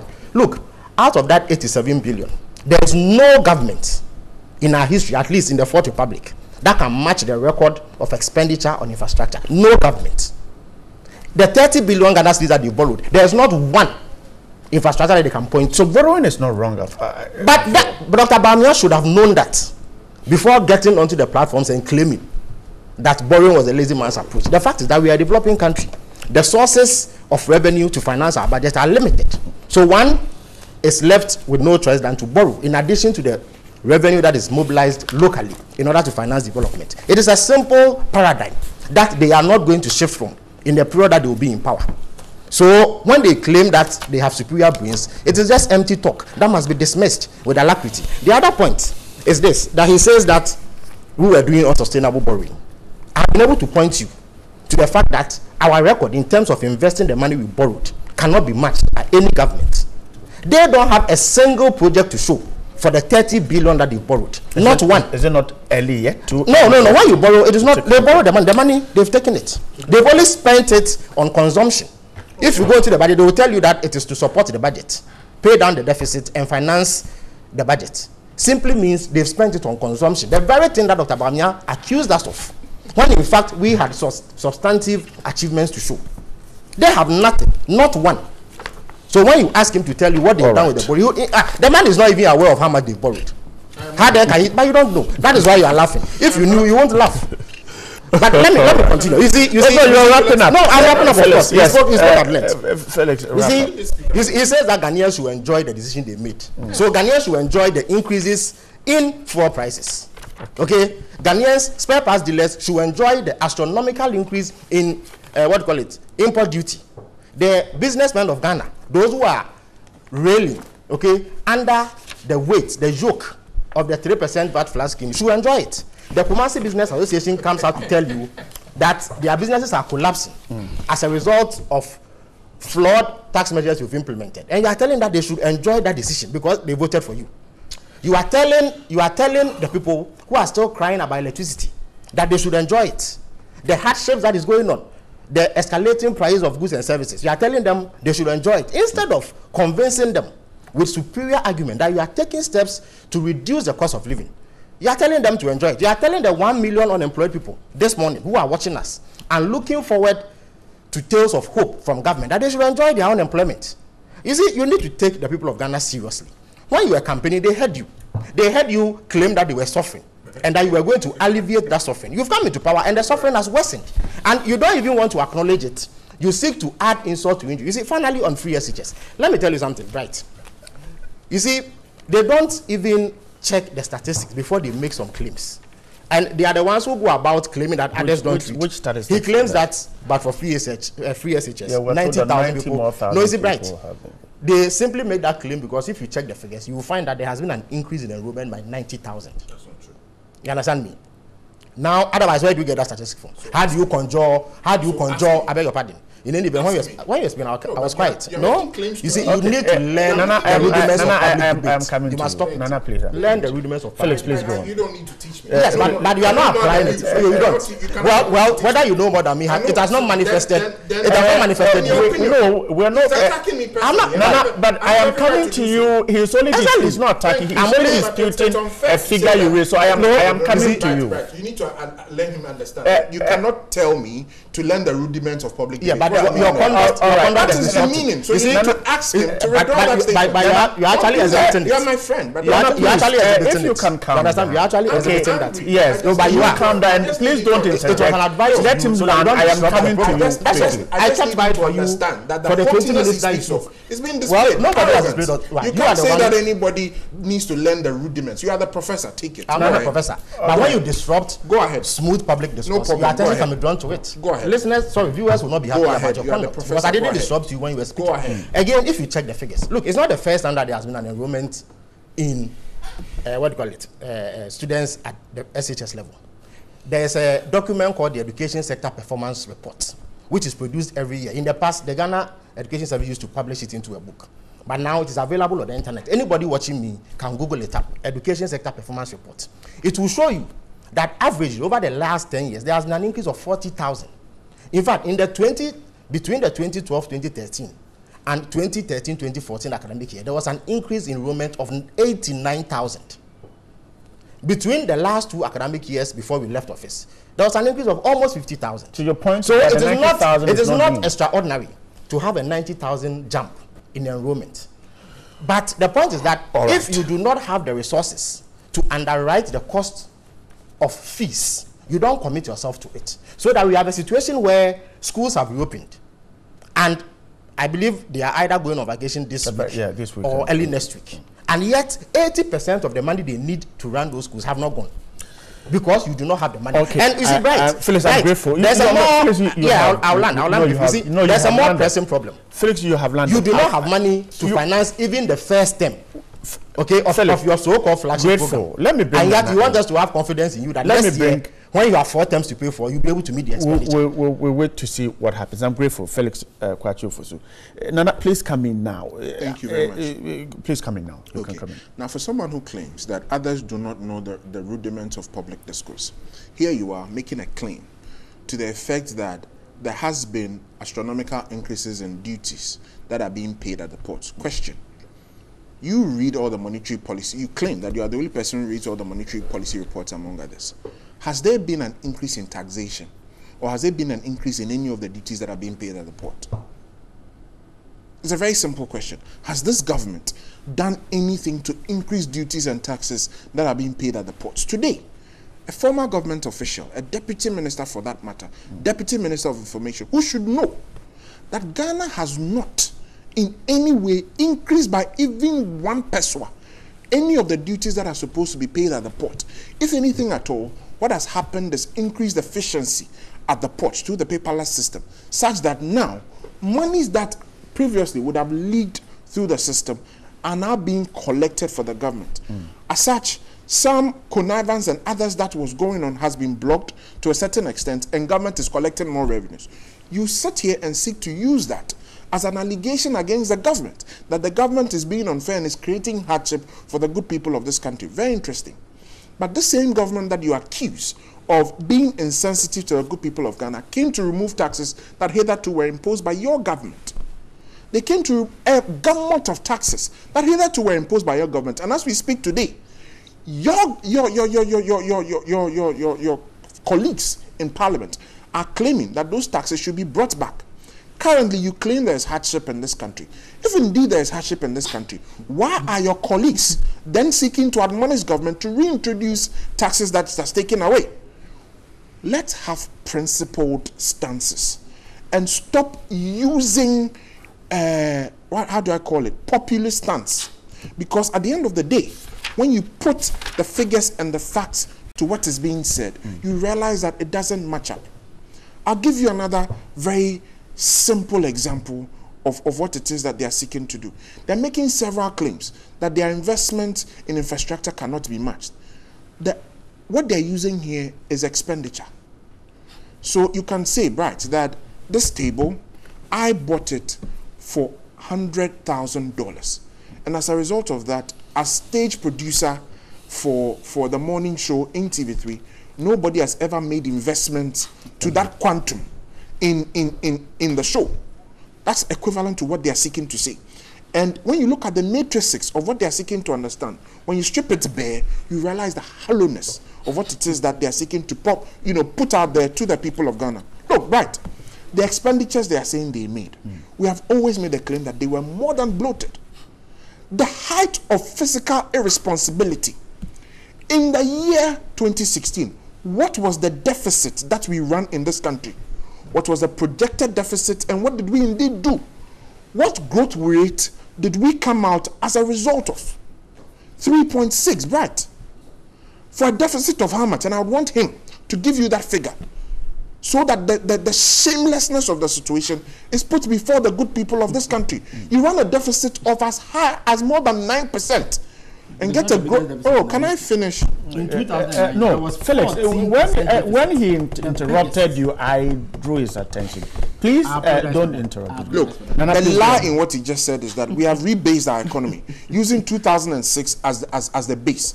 Now, when you use that rebased economy, it is no longer 12.6, but what? Let's mention it. No, let him mention it. Nana, let him mention it. Nana, the basic argument is that, how well is this economy from where you sit? Is this economy that the ordinary person out there believes it can produce results? Well, what I'm doing is that what you see? What I'm doing is that I'm making that analogy by pointing out the flaws in what they are seeking to say, so everybody can see for themselves. But our viewers can also make their own deductions. And so I just need to point out some of these things because they are very critical. You see, the basic analogy of the NDC is that keep telling a lie and reinforce that lie, and it becomes the truth. So when you allow some of these lies to go on uncounted, then you'd realize that, well, some people might begin to believe them. So let's deal with the facts. The economy of Ghana has been rebased using 2006 as a basis. It was on that you declared Ghana as a lower middle income country.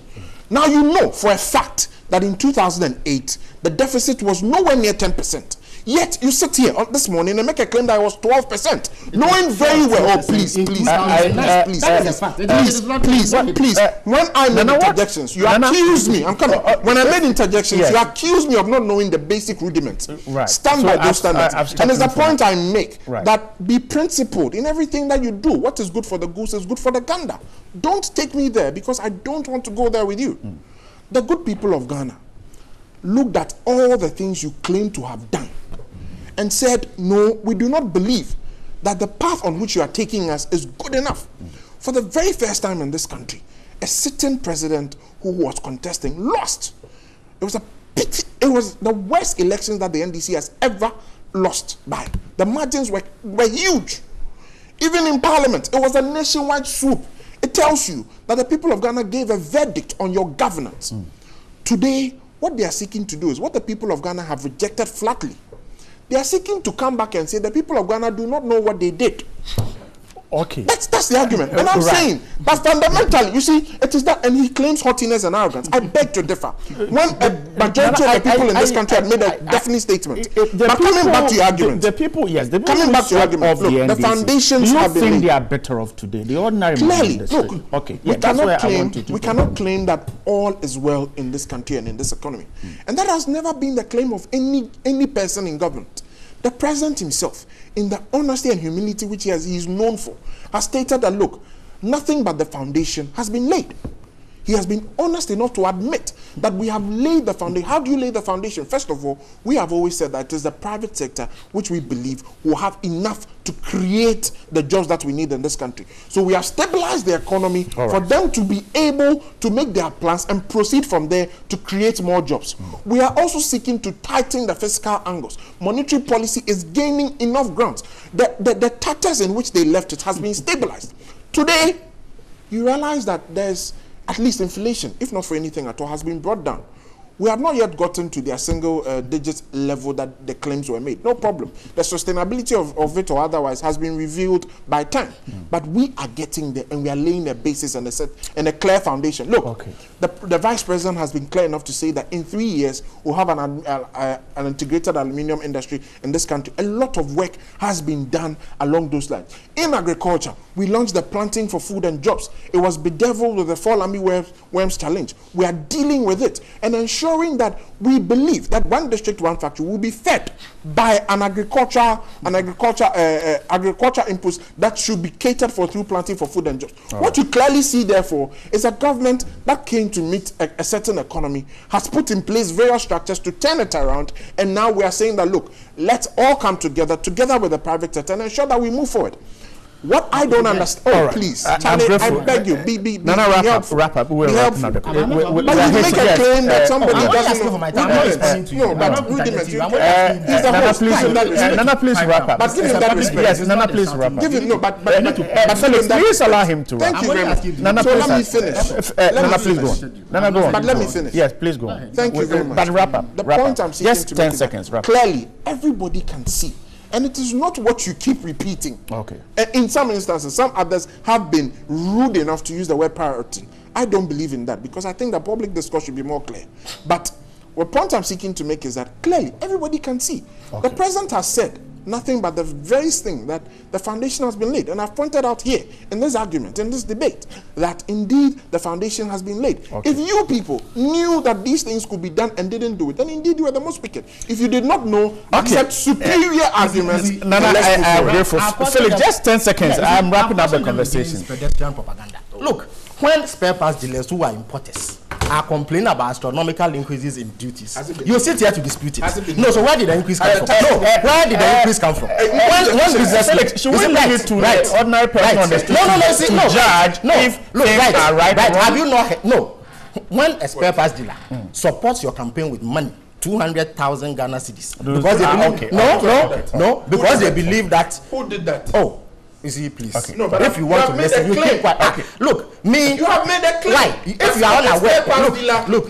You are saying. Oh, you see, you've made a claim. I'm not a moderator. Let me make my point. That's the problem. What is your problem? So you must disturb the because you did say. No, I mean, your substantial claims that you can. There's nothing that you can teach me in this debate. I'm saying, look, let me make the point. Look. I beg you.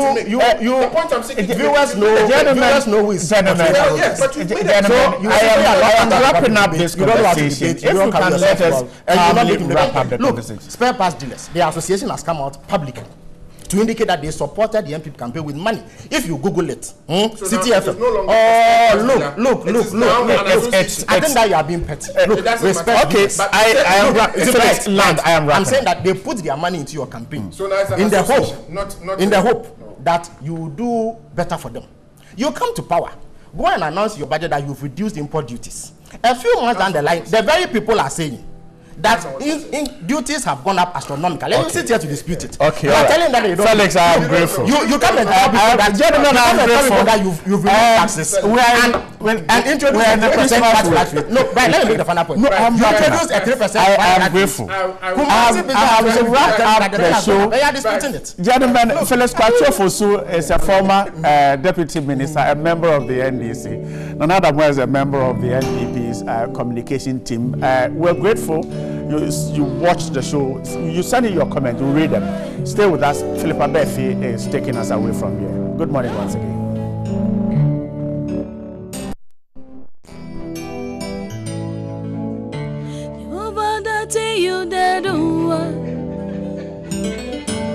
It is sweet me colem.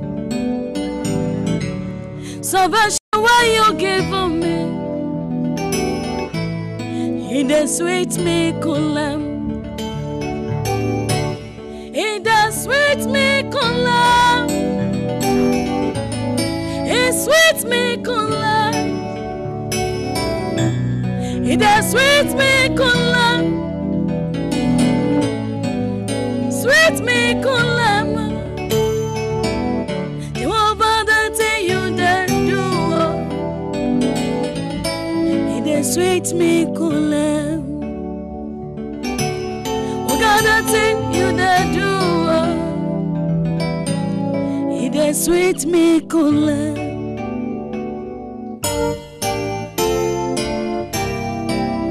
Come on.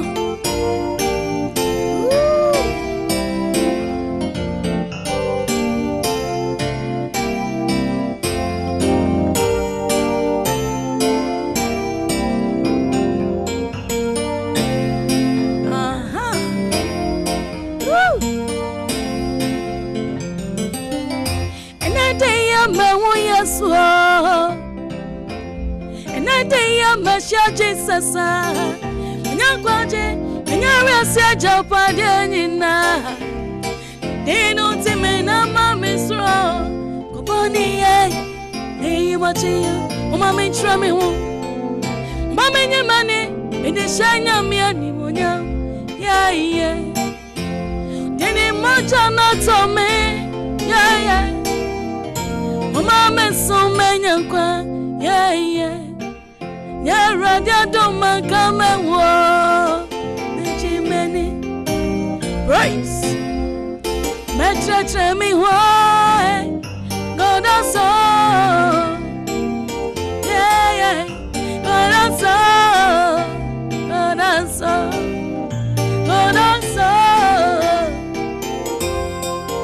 I God so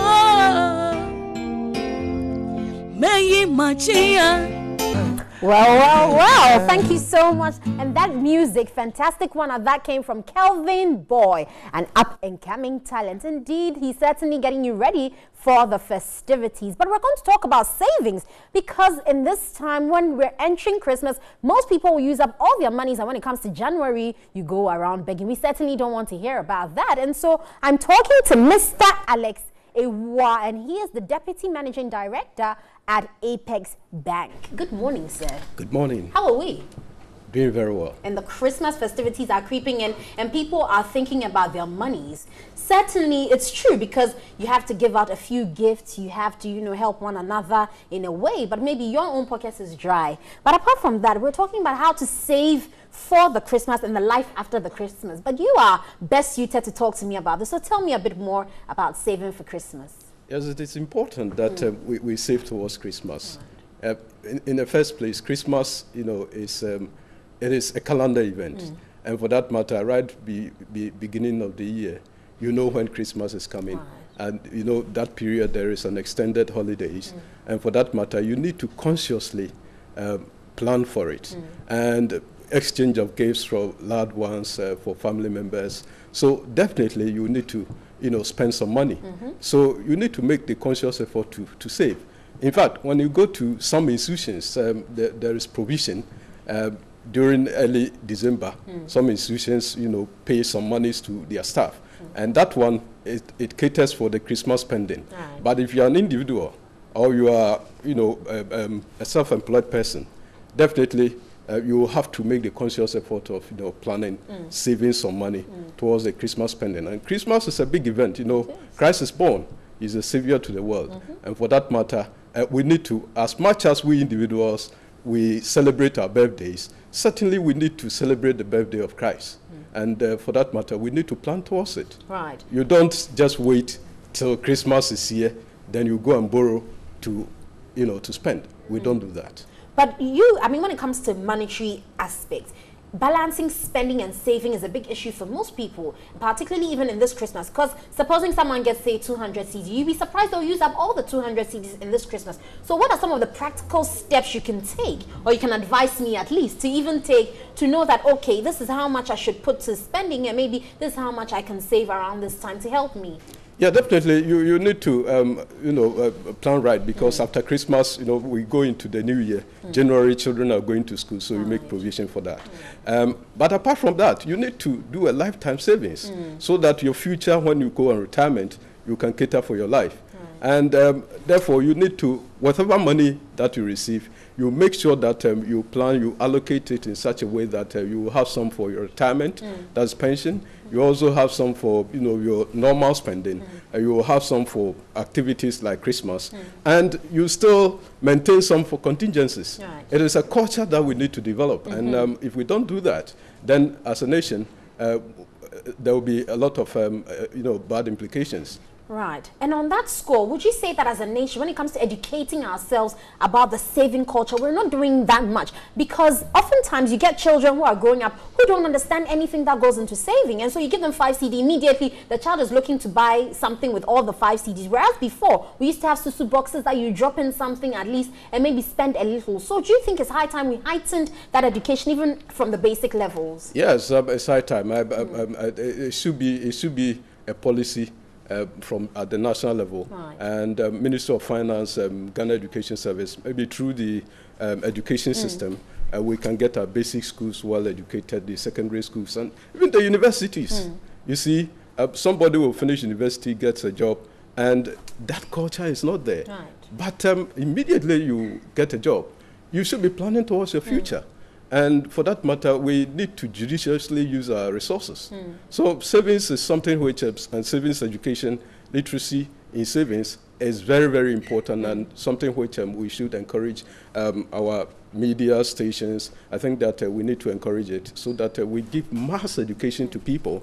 When we save more, the nation, gets the benefit, because there will be a lot more money in the banks for the banks to also lend to industry, to lend to individuals. And I think that is a cycle that we need to work on and make sure that it is embedded within our culture, And through that, we can mobilize a lot of resources and ensure that the economy also prospers. Very well. So on a final note, just tell me a simple breakdown of I want to save. How do I start? How do I go about it? Yeah, a little. You can start with little. If your salary, our salary levels are different, and if your salary is small, still you need to make sure that you make the conscious effort of saving. At the end of the day, every month, when you take your salary, if it is 200 and you take out your tithes, definitely you need to take out something, a certain percentage, put it down for major events like Christmas and any other events that will happen in the future. And plan for contingencies. So saving is something which we have to do. Very well. Thank you so much, Mr. Alex Ewa. He's the Deputy Managing Director at Apex Bank Ghana Limited. And he's been talking to us about saving for Christmas, and not only Christmas, but making saving a part of your life so that when you run into contingencies, you know you have something to fall back on. Anyway, we have more music for you here from Kelvin Boy. And after that, we'll have an interview with Mrs. Philippa Burfy right here. Stay with us. Right, I guess you're enjoying what's on, and that's she's been doing it live here, and you just saw the latest on what she has. Philippa is still here. Is that the first time it's been played on TV? Yes. No, okay. Yes. Good. Exclusive to us. Thank you for that. Now, Philippa, tell us, you've been campaigning on a very good project, health screening, and you've been doing this in Western Region. You just ended that. Tell us a little about your whole project. All right, thank you very much. It's Philippa Burfy Foundation. We've been embarking on so many projects, but this year in particular, we came out with this campaign, How Well Are You campaign. We believe that Ghanaians don't normally go for checkup, especially health checkup. We wait for something to happen before we go for checkup, or we go to the hospital. So we want to create the awareness that we don't wait for something to happen before we go for checkup. So we started this campaign in Accra. Our main target was to go to the markets because we believe that they get up early morning to the marketplaces, and they live in the night. Most of them will sit at one place for a long time without maybe moving and others. So we wanted to go there. So we started from White Hills Mall. That we did the launch, and we did some in Dome Market, Mala Market, and so on.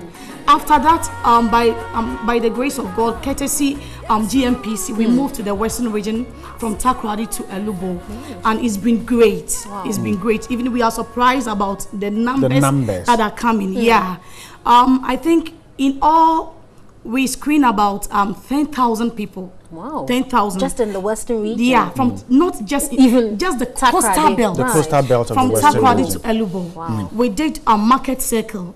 That is Takoradi, Kwesimintim, Sekendi, Agunan Kwanta, Abura, Eziama, and Enyinasie for the first phase. Okay. And the second phase, we were at the John Moro constituency. Tikobo number 1, number 2, Hafasini, Elubo, Sodazimu, and so many others. So the whole idea is to get these people to know that don't wait till you get sick. At least once in a while, go and check how healthy you are. That is it. Because of late, we've been hearing of cases. Oh, she wasn't sick. She was full of life, and this happened to her. Away. But at the long run, we will see that there was a problem with the person. So we want to create that awareness that you shouldn't sit for something to happen. Even Ghanaians or like blacks, for instance, even when we are sick, it's just headache. Let me take maybe para or something. We don't just go for checkup, and we know that some of these headaches and others, they are symptoms for other diseases. Yeah. That is it. Yeah. But was it not difficult for you? Because oftentimes we Africans or the blacks would see Christianity and, we find it difficult to put it together with health, because they'll say, oh, they're one pay they'll call hospital. Now they one hospital certain things are real and we need to deal with it. Right. As far as we are eating, we are drinking, certain things are are part of that. Right. And as a matter of fact, if it's true, we are Christians, but we need to be realistic here. Right. So apart from prayers, we need to do what is right. Yeah, what is right. Give unto Caesar. That is it. That is it. Yeah. When you have screened them, and perhaps I'm sure medical advice is given to them, where do you go from there? Thank you very much. We went with a team of 35. We have doctors, we have nurses, we have occupational therapists, physiotherapists, we have even lab technicians as part of it. So when we go there and we screen them, after screening, we educate them, we give them counseling on what to do and what not that to is do. it, and what to eat. Even our lifestyle is very important. That is, I'm talking in relation to health. Apart from that, we give them drugs. You know, when we went for the screening, we found out that about some percentage of the people had hypertension, but they didn't know about it. Right. Till the screening that they got to know. So one way or the other, it has helped them to know their status. Yeah. So I think one way or the other, it really helped. Yeah. Great. So now that the campaign is on, you said you were targeting about 200,000 people in 5 years. So Takoradi isn't the last of it at all? No. Right. Our main aim is to go across Ghana, to do this one. You know, apart from I talked about the hypertensive cases, we had diabetic cases and others. And you know, when we were starting the whole campaign, we thought that malaria was on the higher side. But after going into it, we saw that the percentage was just 4%. For malaria? For malaria. But the hypertensive cases and the diabetes was much higher than the malaria that we thought those are lifestyle diseases. That is which means a lot of people are doing things wrong. Yeah. And one thing that we realize is that, you know, when you are counseling them, you are counseling somebody and you say, oh, this is diabetic, and you know, I say and the person will tell you, most of the people will tell you, oh, but they don't know that the starchy food that we are eating, the end product of the starch is what? Glucose, and that is sugar. It is, certainly, and that's the difficulty we have in the hospitals. Because when you tell them, that is what they'll say, but of course it's what you eat in that becomes sugar. But tell us about the song as well. What's the title and what was the inspiration behind the new one? Yes. Okay. I love the sweet ukulele. I end up singing when I'm rising from bed. This one is Metibemam, like giving thanks and adoration. You know, the inspiration behind this, like from the beginning of this year till now. We are there. We started with some people, but we can't, unfortunately, we can't find them right now. They are nowhere to be found. So if we are alive, if we are there, because we know that a whole lot of obstacles came our way, by the grace of God, God has redeemed us from it. So we are one way or the other giving thanks to God for how far He has brought us, for the things that He has done in our lives. So there's the inspiration that we are appreciating Him for all that He has done in our lives. I see. Philippa, you've been around for some time. I mean, I remember very well those days right from the beginning. Where are you taking your music? Is there a point you want to go? Yes, you know, I see this as a call of God upon my life. And so far as my God lives and I'm living, I know that the sky and beyond the sky is my limit. Yes, my main aim is to win souls for Christ through my music. Right. Yes, that the brokenhearted will be healed, the sick will be healed through my songs and others. Yeah. So for you, it is not a business. Not that. It is not. Yeah, You're business is it part of it. The ministry. It's a ministry. Main focus is my not main the focus is the ministry, nothing else. Because one thing that makes me happy is that when somebody calls and tell me about maybe her situation, that because of this song of yours, I'm being relieved from whatever I was going through. I think that is my joy. And it makes you happy. It makes me happy. Do you think the gospel music industry, that perhaps a lot of attention should be focused on using it to to help people like you're doing. You're a gospel musician, so it's a bit strange that you've seen the help people need, and so you branched there, supporting people, getting them the help. You think that all of you in there should use the gospel music to get to people, society, the church that Christ said that we should take care of? Yeah, I think it's very, very important. As a celebrity, let's point it that area. We have social responsibility, and apart from the gospel music that I'm doing, I did occupational therapy. Oh, okay. And yeah, because of that, it broadened my knowledge about health and the importance of health. That is why I'm branching into that area. And I know we have a lot of gospel musicians and other musicians that are doing otherwise. Right. So I think one way or the other, the society has given to us, we must give back to the society. Right. That is why I think this is a good cause, and I'll entreat all the other celebrities to at least take one way, take something to do to give back to the society. Right. Yeah. What they have. Philippa, Bright asked the question about where do we see you in the next few. Would you stay with the ministry, or would you see it as a business? Oftentimes that's what it's become. People will start off with gospel music, and before you know, they've even branched off to something else. The calling seems to get lost along the line. What kind of advice would you give people out there, the young ones who are coming up and are so passionate about the ministry, who come in and seem to have lost their calling and start doing otherwise? I see something in the industry that I call error. People think that once you are not appearing on television, you are not appearing, maybe like you are not coming to the forefront. Forefront. It means that you are not doing anything, and that one way or the other is it's bringing the industry down. The main focus, or it's branching the main focus of our call. I think that somebody somewhere, maybe the person has a call, but he's not in Accra or something, or even he's not coming to television and others, but the person is doing whatever God wants him or her to do. So we should be focused. We should concentrate on what we are doing without looking at what people are saying. I have this thing I say every time, that we should look onto the cloud, but not to the crowd. Yeah. All right, Philippa, we might not see you here before Christ is born next week, Monday. Maybe a word or two to your fans. Christmas is here. They will be looking up to you.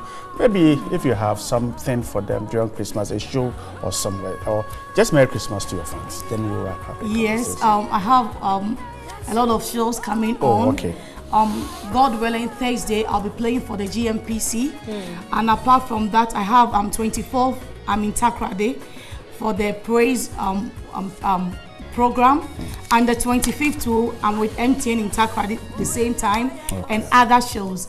But what I want to tell all my fans is it's about time.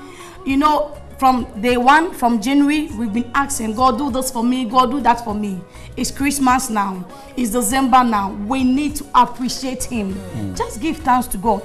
How many times, or how many times have you sat down and said, okay, I've been asking, so today, this day, I'm not going to ask anything from God. I'm going to say thank you. Say thank you to God. Okay. We need to do that as people, and God's blessings will be upon us. Okay. God bless you.